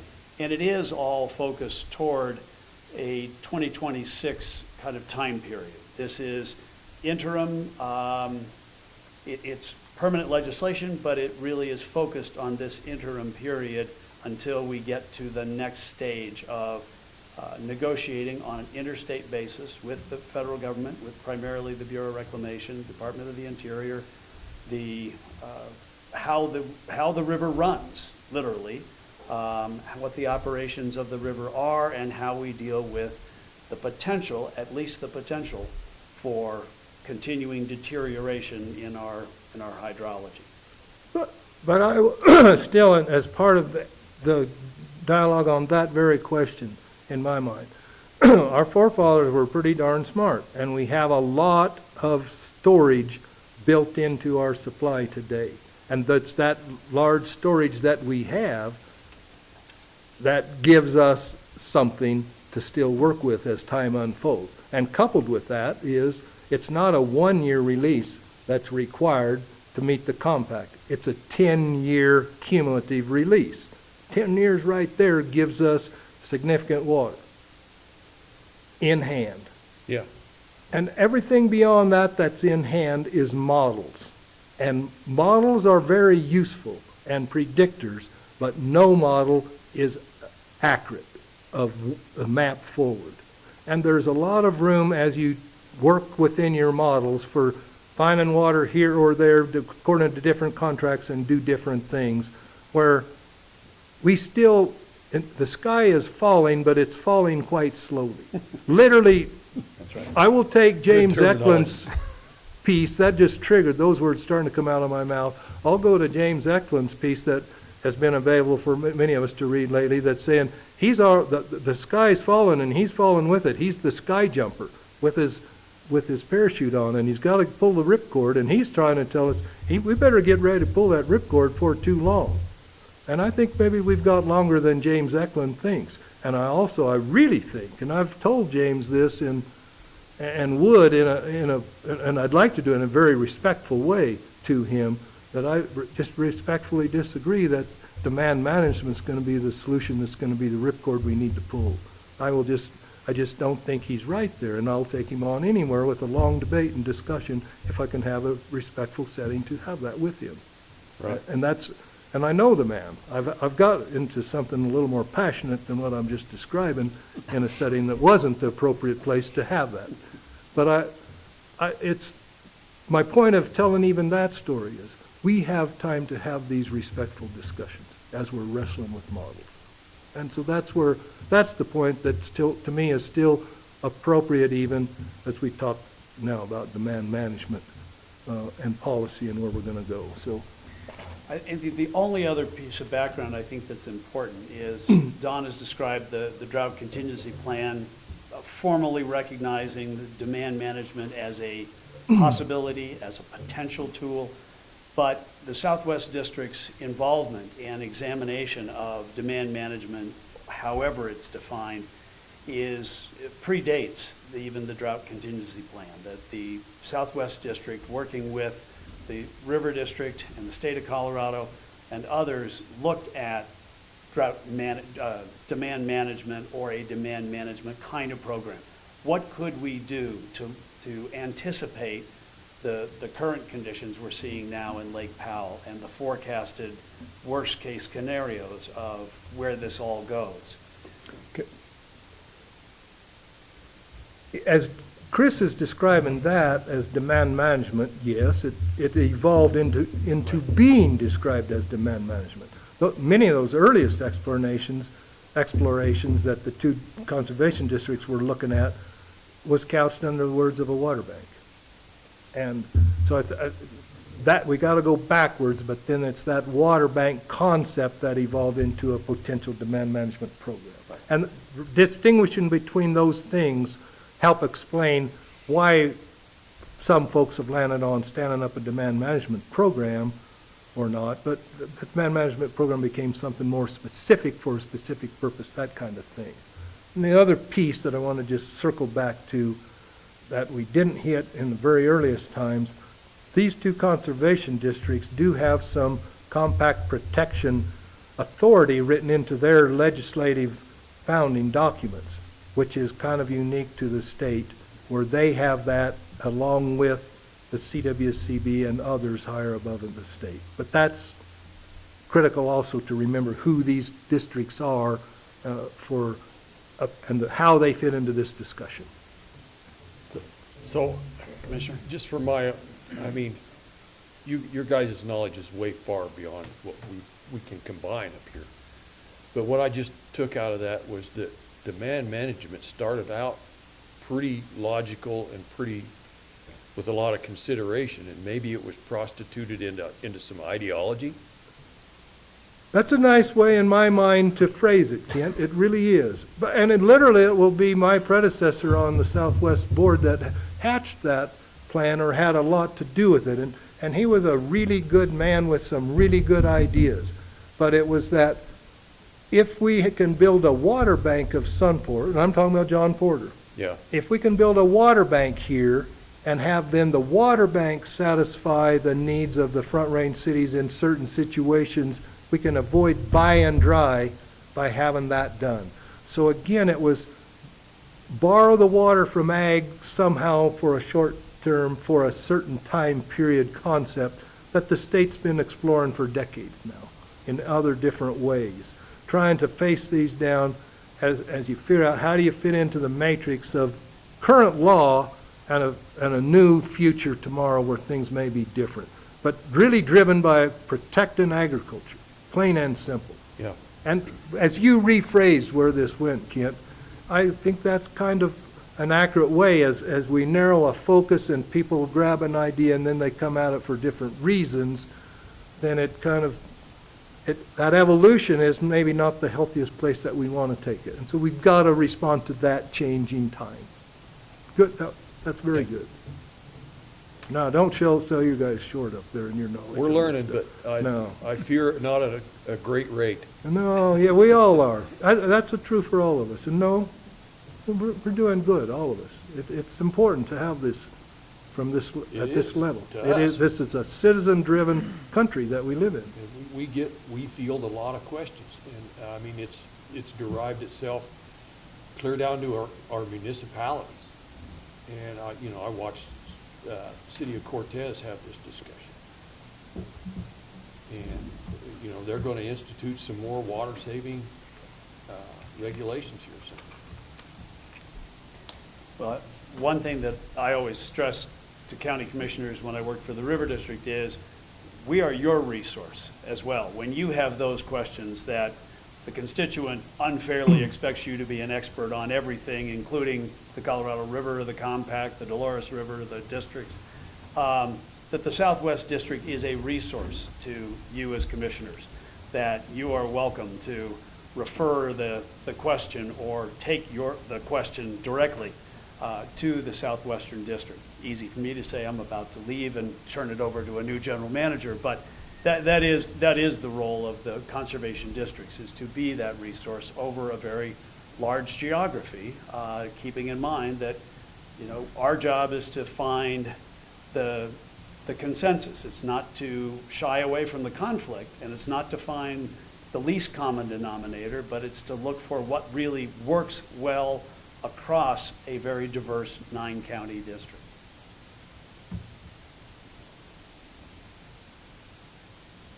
Joe? Morning. I'm listening.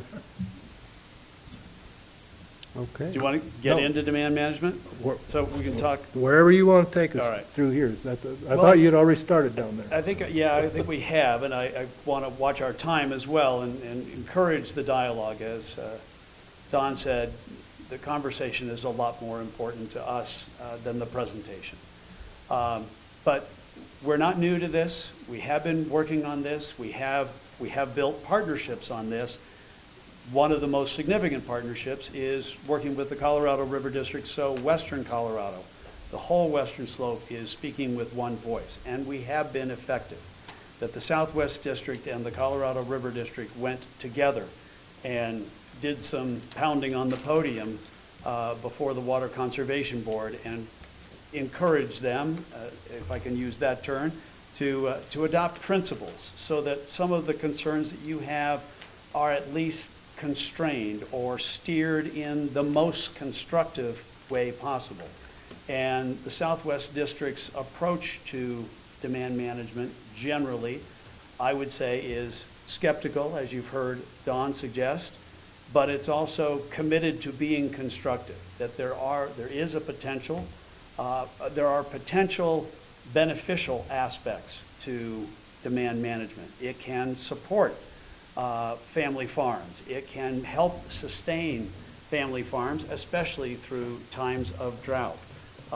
There are opportunities for the larger community to benefit if the program is put together in a way that is mindful of the larger impacts that occur, not just on the participating farm or water right owner's choice. And maybe that with that, the use of the term choice, I should stop and tell you that, you know, one of the principles we insisted on, and that is foundational to any conversation that the Southwest District has regarding demand management, is that any program must be voluntary, it must be temporary, that we're not losing our water, that the ownership remains with the water right owner, that any program operates within the prior appropriation doctrine, the first in time, first in right, and use without injury to another,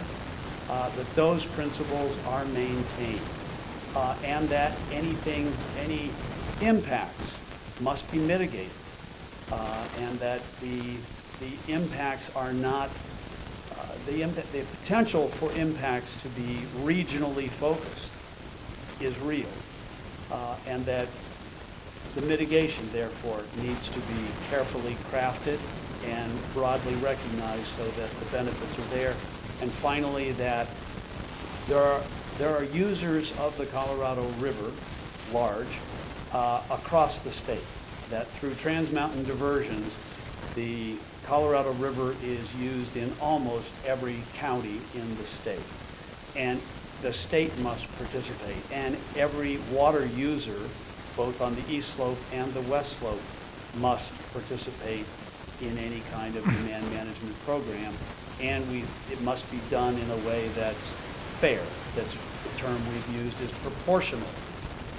That term is yet to be defined by agreement, but it's moving forward, and our commitment is that we will continue to be involved with the discussions and help in the formation to ensure that these principles are there. Along with those principles, we've proposed some guidelines for the Southwest District to lay out. They are draft guidelines at this point. We're bringing a second version, a revised version of those guidelines to you. They'll be posted on the website this afternoon or tomorrow morning and discussed by the Southwest Board on Thursday, but not adopted. The Southwest Board has made a commitment not to make any final action in terms of adopting these guiding principles until the next regular meet, at least at the earliest, the next regular meeting in June. Chris, can I ask you some questions about those principles? You said that there was a commitment to make sure that everything is voluntary and temporary. What would happen in a scenario where you don't get enough volunteers, and how long is temporary? That was the same question I've asked numerous times. Just like proportionate, what is defined temporary? I'll give you my definition. I will acknowledge that they're not defined yet, but temporary would, in my mind, the primary goal is to ensure that this is not a buy and drive, that this is not a permanent transfer of the ownership, that it is temporary both to ensure ownership is retained by current owners and that the impacts that occur are shared, so that impacts from either one farm or one ditch or one region is rotated, if you will, that it will not be 5 years in a row, or that's picking a number out of the air, but I don't consider 5 years in a row temporary. Temporary is otherwise not yet defined, and it's important to recognize that all of this is in the earliest stages of exploration, that we don't have. The state is working on something that is still very preliminary. It is still an investigation. The Southwest District I've already characterized as skeptical. I'm skeptical that we will put anything other than perhaps a demonstration project together that will be done before the 2026 next set of interim guidelines are there, which is, to answer your question, Shaq, that I don't see a sufficient number. We don't know what that sufficient number is.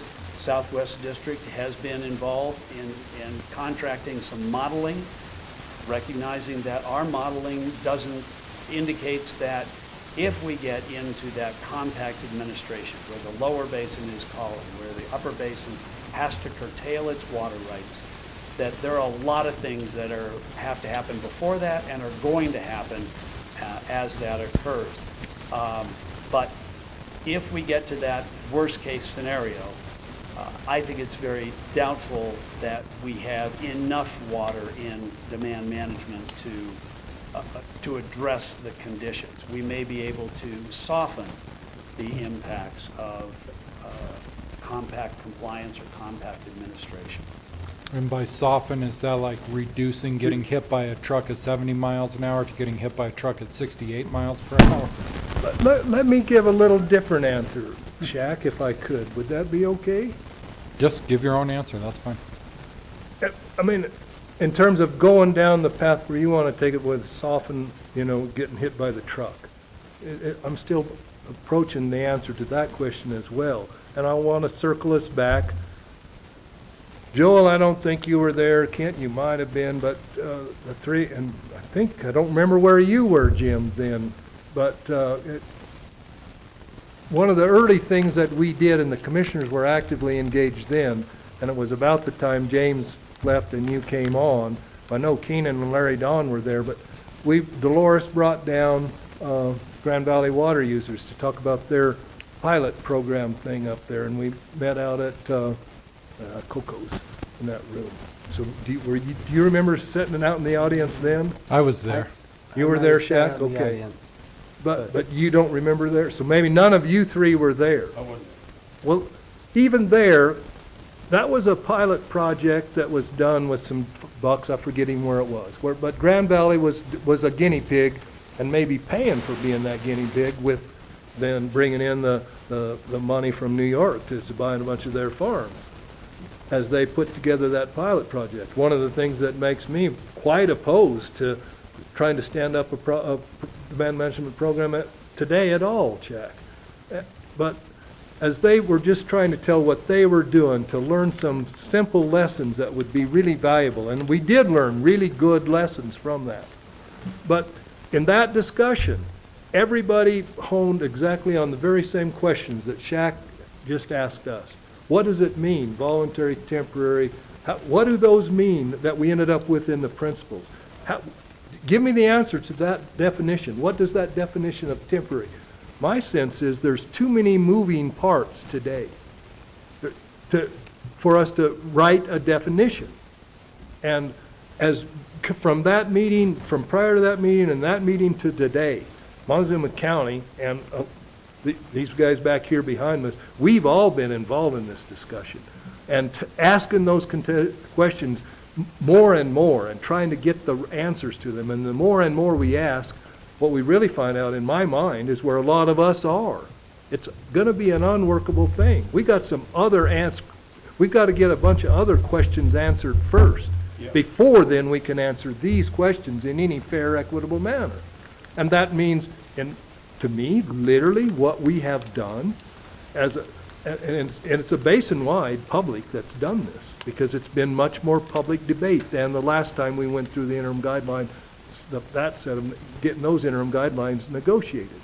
We're having a very public discussion about this next set of interim guidelines and what does the compact mean and what are we going to have when we come out of that. And so I think that our little corner of the state, this county, we have led the charge that's broadened that statewide discussion and initiated the discussion of the next set of interim guidelines appropriately. And I think that all of us, the state, this is still my message, every place I can to state and anybody else on these issues. Let's solve answer some of those other questions first. And when we get some answers to them, for what we're gonna do. Those are big questions. They're hard questions. What's our hydrology tomorrow? And what's our next set of interim guidelines? How are we gonna operate? When are we gonna jettison what we've been doing for these last set that haven't worked, that we've band-aided with a drought contingency plan? What are we gonna do to make some major decisions first to narrow the thing so that we can get the argument narrowed to a path that maybe our state in its own place can begin to equitably answer those questions for our water users and our basin. So it's driven by all of the moving pieces that we're wrestling with. I just think that we need, and I think there's in the room behind me, there's some people that I think that are messaging in their manner the very same thing. Let's get some of these other things figured out. This is why we've honed in on forest health to add to the augmentation piece. There's potentially way more water we can gather up out of forest health if we manage forests right than we'll ever think about gathering up with a demand management program. Let's figure that out. Let's get some measurement of that, do whatever we can, and put that one on the table and put off this demand management stand-up program and answering those hard questions. If you ask us to answer them today, I still say it's unanswerable. You're not going to get a demand management program stood up that fits those criteria. It's just not going to work. And if people buy into that agreement, which they tend to step right to the top of the fence and are with you, but damn it, they still want a demand management program put in because it was the path that we kind of put ourselves in. Right. I think we'll shift them off there. I really do. With the two terms, voluntary. Yep. And temporary. Voluntary becomes, yep, dependent. Yeah. Temporary becomes permanent. And that's but if we stand hard, literally the two conservation districts, as we went and what was the word choice you used? Respectfully asked. That wasn't what it was. But when we went to and got it written into the guiding the principles, the CWCB principles, we were using the catchphrase, we've got to have these as the right sideboards. Okay, sideboards is a good kind of slang word to describe something that we're going to have to put something much more legal and specific into what does that mean. But let's then define how do we get those sideboards built. So let's write the sideboards as we understand them in order to then peg that other stuff into those principles, those sideboards. So I see all of that as part of what we're doing in today's world as we're having this exploration discussion. It's taken us in some valuable places, and we get some pretty passionate, heated discussions go when we're kind of at loggerheads here. But I still have faith that when it's all said and done, we're going to come to a resolution that I mean, literally, I had somebody ask me, are we going to find something that's going to be fair? And I said, of course, yes. And then I thought for a minute, I said, now it may not be really fair to everybody in their eyes, but if we accept it as a society and as a group as being fair, then we will do that. That's what fair is going to mean then. But that's based on getting all of this dang stuff back into a more agreeable manner than we are as some of these discussions. So it seems to me there's nothing we can do to fix hydrology. It's either going to rain or it's not, and we don't have the power to control that yet. And we don't have a great demand management program even in theory. It seems to me like there should be concentrated effort from all the water districts to develop our storage and our entitlement. And for Montezuma County, that means developing Plateau Creek. How can the water districts put pressure on whoever would be developing that to get it done? Two-part, I'll give a two-part answer, or maybe more than a two-part answer to that question, Shaq. But no, I think that's exactly the kind of thing that we need to be keeping those doors open and being ready to move to for sure. But I'll move back to forest health. Literally, I was pretty much raised here. You were too. I'm a little older than you, I think, but my kid days were up in your mountains, La Platas, chasing cows up there with Kelly Bader, and Charlie Gillen and some of those guys and doing those things. And every afternoon as we did our stuff with those in common pastures, we were chasing beaver ponds and going fishing. And as I've watched what's changed up there and hunted and fished and been in those places since then, it's different. And it's got different before a drought really hit, before the hydrology really changed.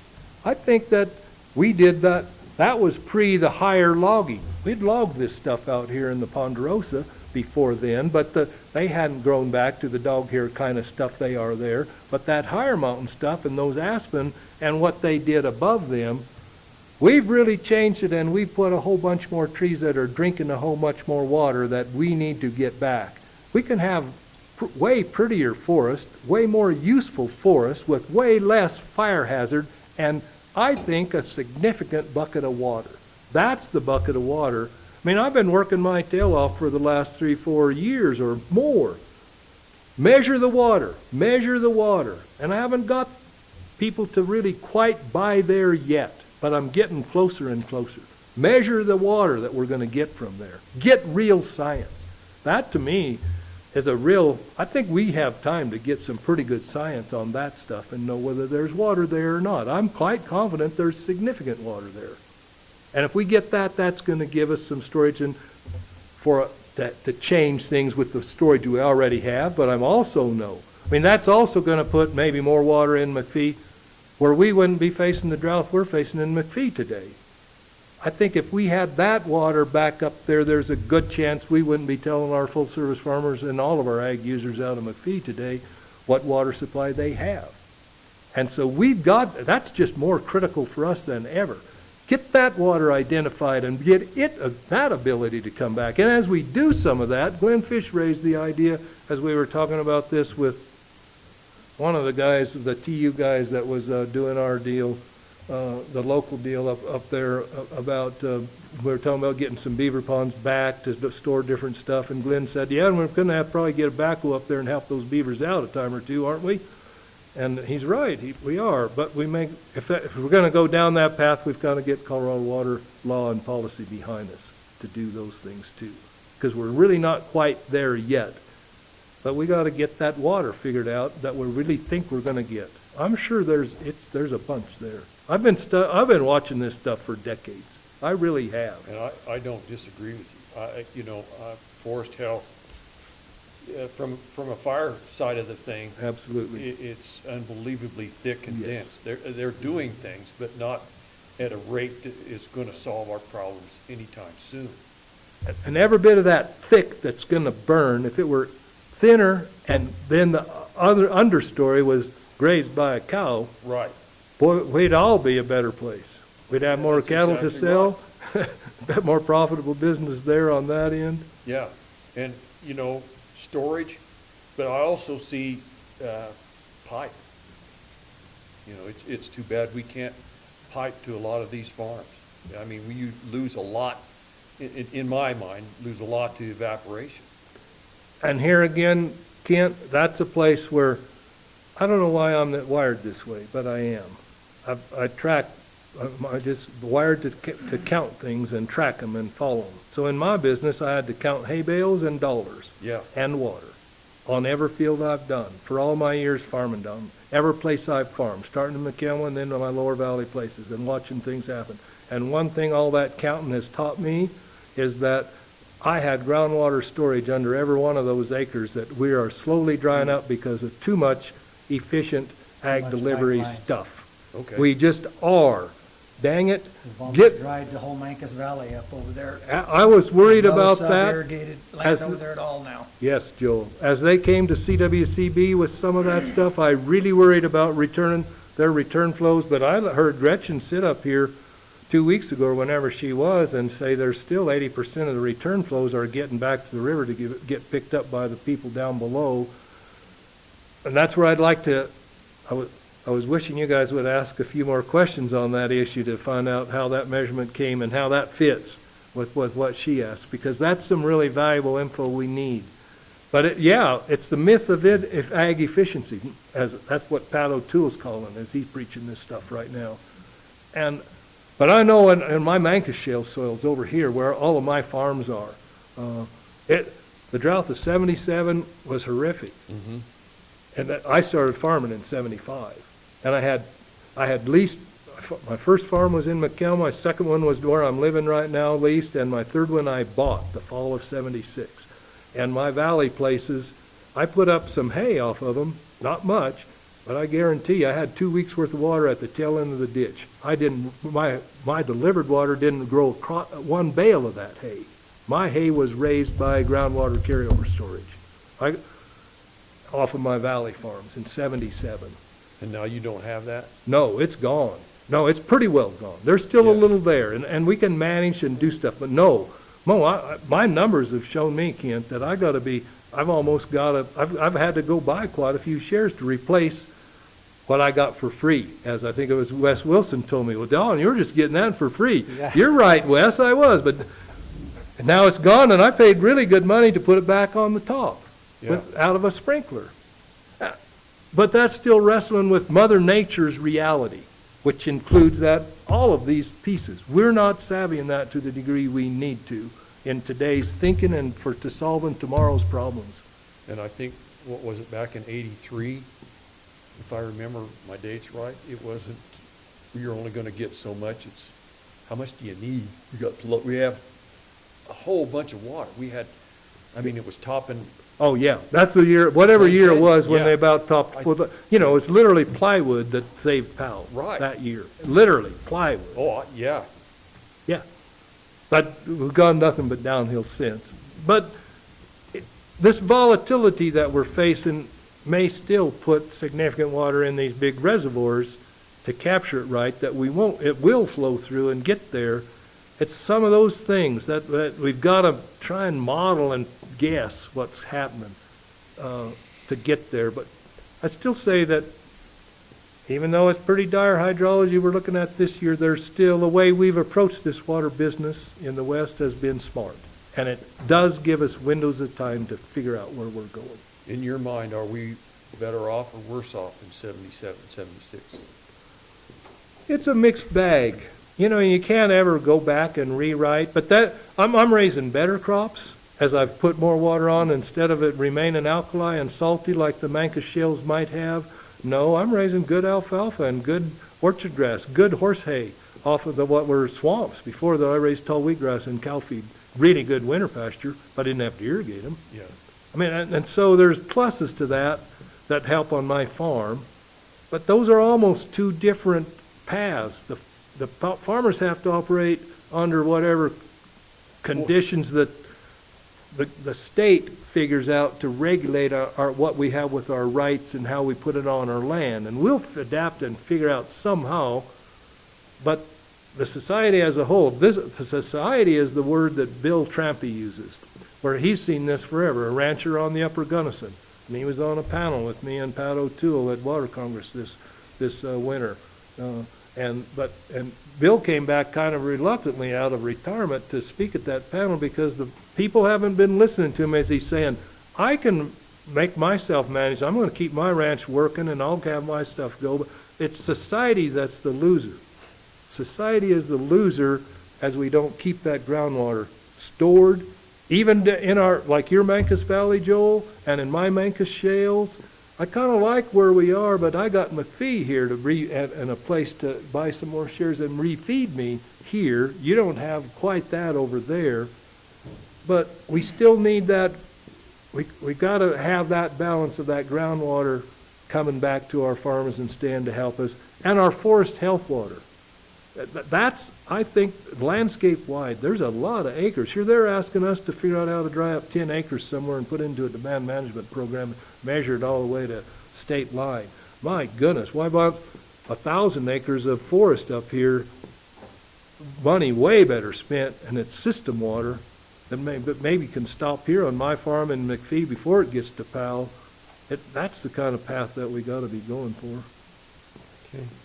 So I'm watching the time. That's kind of my job.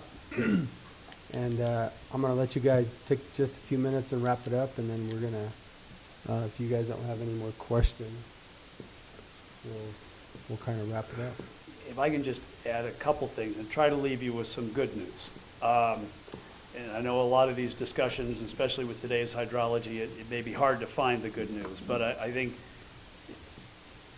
the Southwest District is genuinely leading in defining what those sideboards should be that Don talked about, that we are at the table.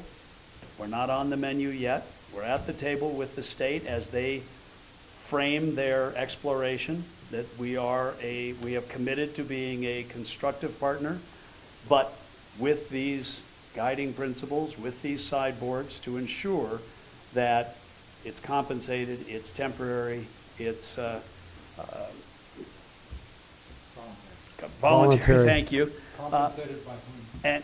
And all those raise additional questions. We don't have that, but we have some principles that about who it shouldn't be, that it shouldn't be the farmers, the ranchers, the water rights owners. They shouldn't be taxed. That this is an upper basin obligation, not just a Colorado obligation.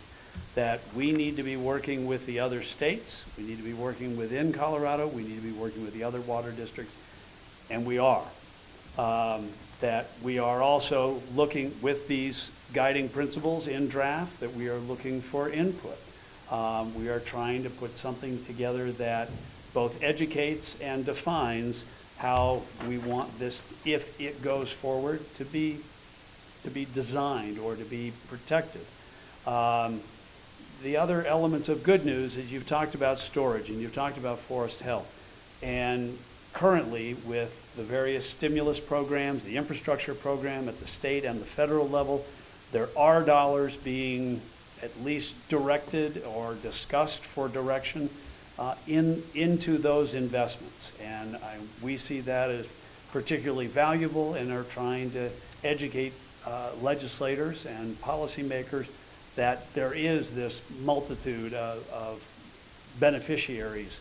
It is not just the benefits of the infrastructure or the stimulus investment, that it is a forest health, that it is wildfire, that it is water supply, water return, and compact administration that are all part of that.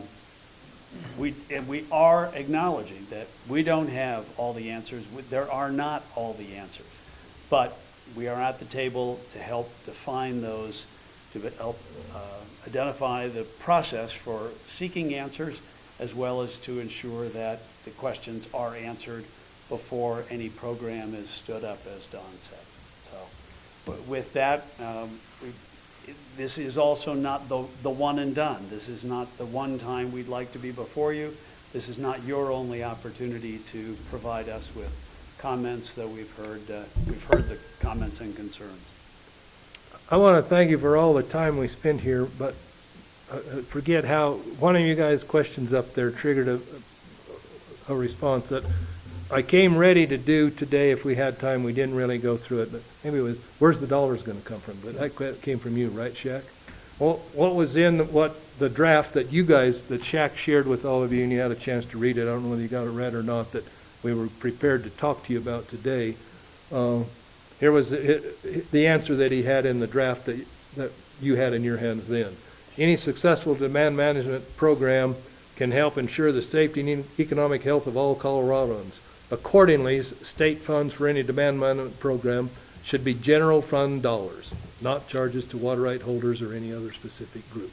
That at least was an answer in this set that we had to evaluate before we came here.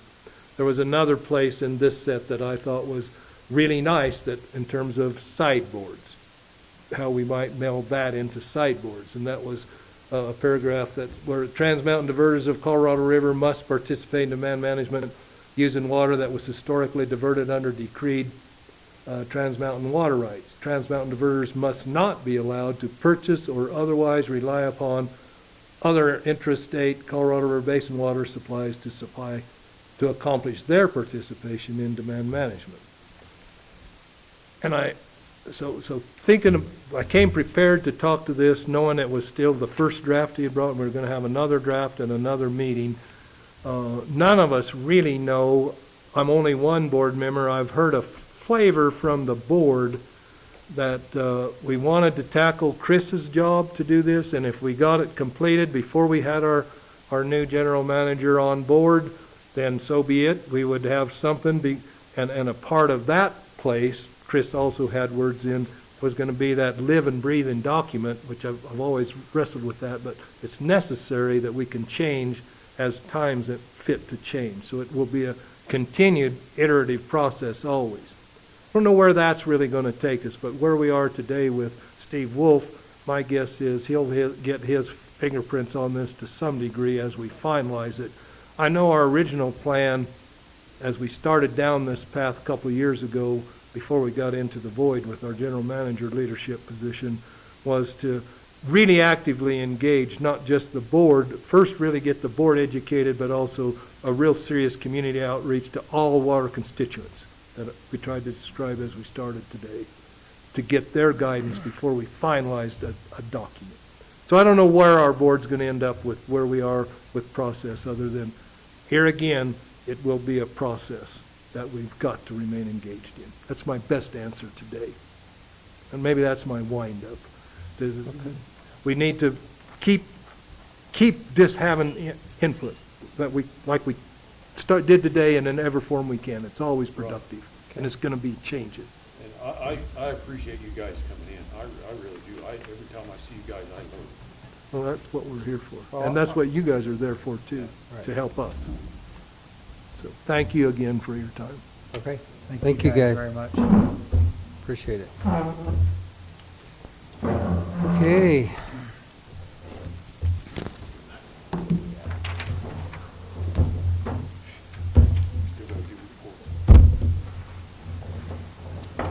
That's all we have. John? Unfinished business or anything? Or?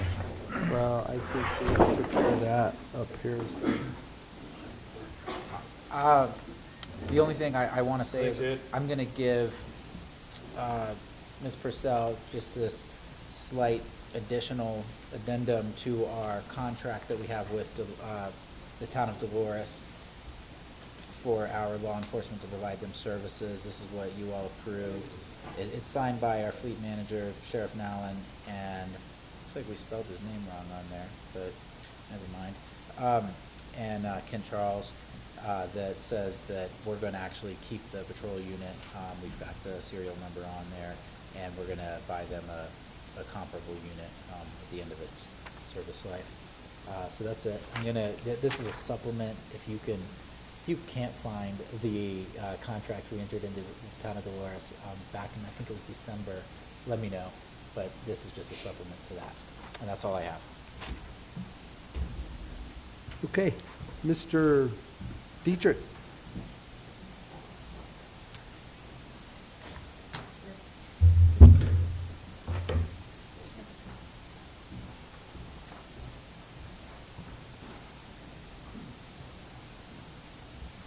Yeah, he was over there. Is that the letter to the GAT? I'm sorry. Is that the letter to the GAT? Yes. I mean, we can't.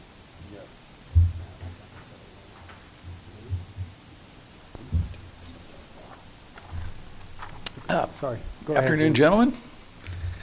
So the first thing I have in front of us is our annual letter of objection to the proposed wilderness areas to Congresswoman DeGette. This one's not as long as some of them, not as short as others, so but it's getting to be kind of repetitive. Date on it or what? You're right. I should do that, can't really. I mean, the message never changes, really. Put a lot of work into rephrasing things, but yeah, good point. Change the date, sorry. So, gentlemen, I think I've sent this, I think you had a chance to review it. We've all seen it, so. I move that we send this letter to Diane DeGette on the Colorado Wilderness Act of 2021. Second. So it has been moved and seconded to send a letter from the BOCC to the Honorable Diana DeGette regarding the Colorado Wilderness Act of 2021. All those in favor? Aye. Aye. Aye. Thank you, gentlemen. The second item I had was just to let the commissioners know that I've prepared a general services agreement. I think John has taken a look at it. I have sent that to the folks at KDI HydroSource regarding the MVI irrigation water to the hospital district. I have not got a response on that other than I got an automated response that says the gentleman that's doing that work is on vacation for this week. So in a way, we will continue to re-engage with them once he gets back from vacation. So, but just to let you know that is in works. So. And then the third thing, I just wanted to let the commissioners know that I'll be going to Glenwood Springs to attend the Scenic Byways Conference that's held by CDOT.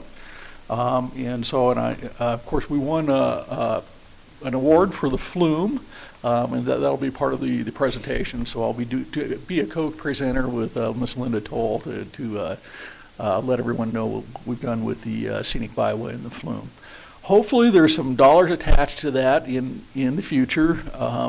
Scenic dollars for the Scenic Byways kind of dried up there. We were one of the last grants that we were able to secure for that flume.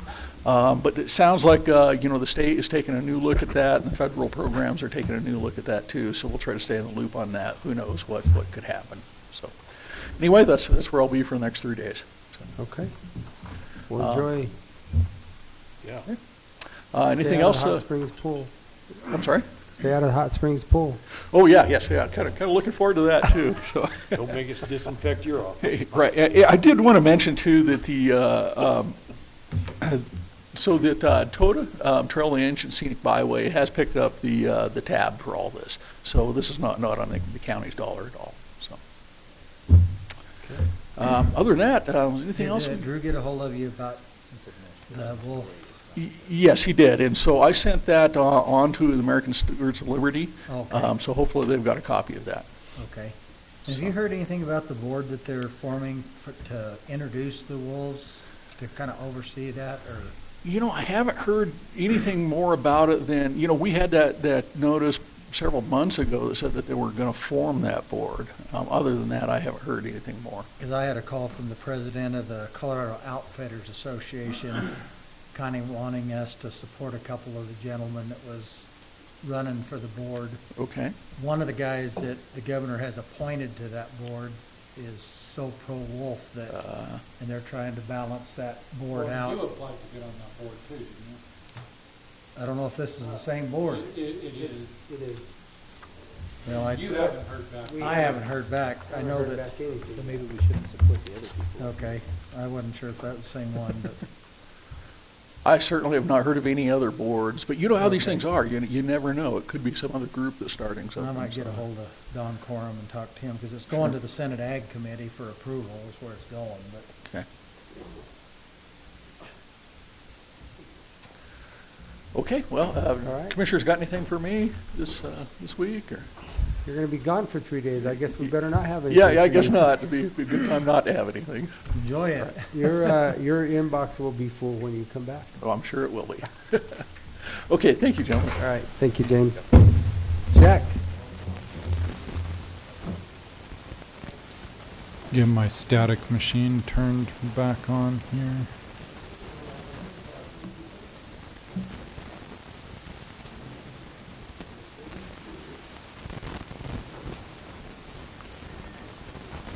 The first thing that I have for the commissioners is the payables for the month of March. That's actually the check registry. You want to see the payables.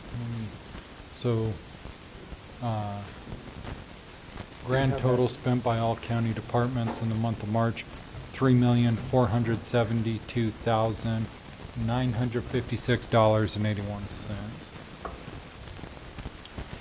So I would move we accept the payables for March in the amount of $3,472,956.81. Second. It's been moved and seconded to accept the March payables in the amount of $3,472,956.81. All those in favor? Aye. Aye. Aye. And then the second thing during today's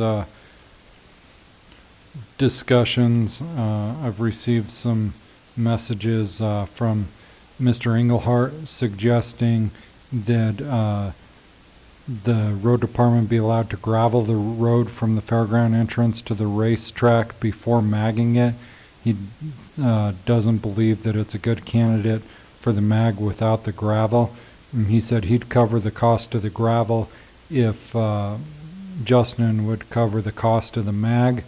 And Justin said he thinks he can squeeze in the cost of the mag, but we just need commissioner approval. Is there a dollar value to that? Why would you need our approval? Because he asked for it, and actually you're right, the dollar value is within their discretion. Yeah, it's within their discretion, so. Can if they you agree But to it- generally, That's just. Just do it. that's almost- generally, if Rob's gonna donate gravel anywhere, he wants the commissioners to know. So, Sounds like a get good it deal. done. Okay, That's Interdepartment department to donation. department. Just work it out and get it done. yeah, well, sounds worked out, but Okay. you guys are in the loop now, so. Got it. You know. So, I believe I think that's all I've got for you. Okay, I'm gonna go on. Quickly. Quickly, that's it. Before he thinks. Go ahead. Quit talking and start talking. Kent, go ahead. Yeah, I zoomed in on the city council meeting and Cortez City Council meeting. They were concerned about water usage and what they could do to conserve water. They're also down to 3 candidates for their city manager. And there was interviews with them on YouTube if you guys care to look at it. Looked like 2 or 3 pretty good prospects. Maybe we'll get to meet them, I hope. Also, I sat in on a Zoom meeting for Housing Solutions. Their finances are real stable, real good. They've have acquired or about to acquire a piece of property in Cortez for maybe a duplex or a triplex, and they're also looking at a property in Mancos. And other than that, answered some emails, some phone calls, and the like. And that's it. Thank you. This last week, I went to a ribbon cutting for the town trail project in Mancos, where they've linked all of their parks together for kind of a outdoor program for kids where they can teach them about the outdoors. What they've done is CDOT wouldn't give them permission for signage and stuff, so they made stencils of different animal tracks, and the kids can follow them tracks sprayed on the sidewalks and the streets and stuff to get around. It's a pretty neat deal. And then went on to the town board meeting. Most of their stuff was just kind of internal stuff, and talked a lot about water conservation for the valley. And then the Mancos School had a presentation on another program that they're trying to get started. And it's an outdoor program where they'll buy new equipment and everything, so that if people want to do a retreat to the outdoors or something, they have the equipment that they can come and get from them and do mountain biking or climbing or camping and stuff. And they're looking for a place to store the equipment and stuff over there for the school. The school's starting that program. Answered lots of emails and more education stuff. About it. Very good. Okay, well, I jumped right into CCI again. We had our legislative update on Thursday and Friday. One of the biggest things on Thursday, which is great for us here in this county, House Bill 21-1095, the 811 locate for our road and bridge passed. It was sitting on the governor's desk as of Thursday last week, waiting to be signed, which is a great win for our road and bridge department.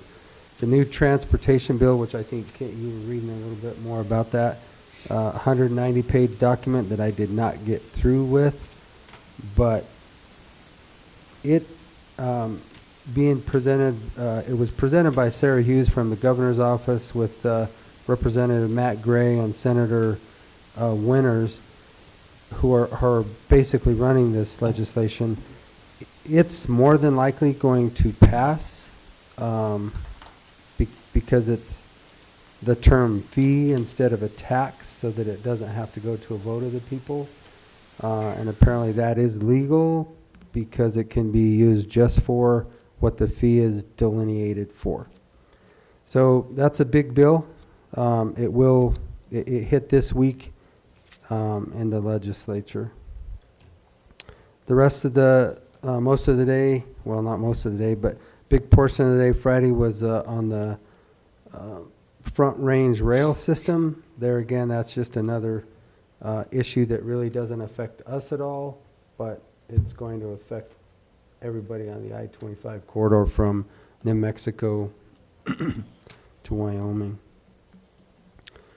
I did get a hold of Senator Quorum and Representative Catlin Friday. I got a call from Shaq after they had a meeting with was it the Economic Development team?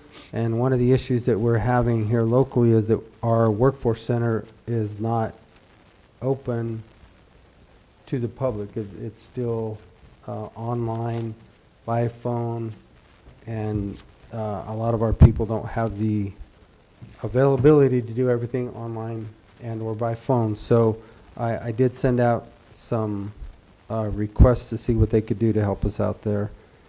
Was on the governor's call last night. Basically, DOLA went over a few of the ARP, the American Rescue Plan, guidance, but there still isn't from the Treasury 100% of what is out there and what it's going to be used for. They did say that the use of it for capital projects at this point in time is a no.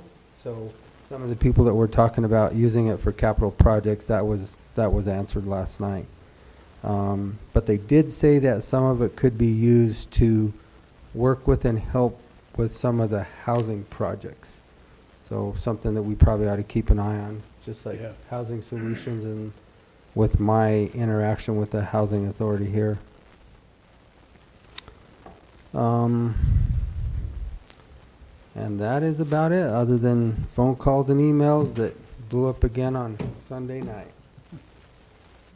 And with that, Kim, do you have anything to report? Okay. Well then, gentlemen, we are at the end of our agenda, and I would entertain. I move we adjourn this meeting. Second. It has been moved and seconded to adjourn our meeting for the 4th of May, 2021. All those in favor? Aye. Aye. Aye.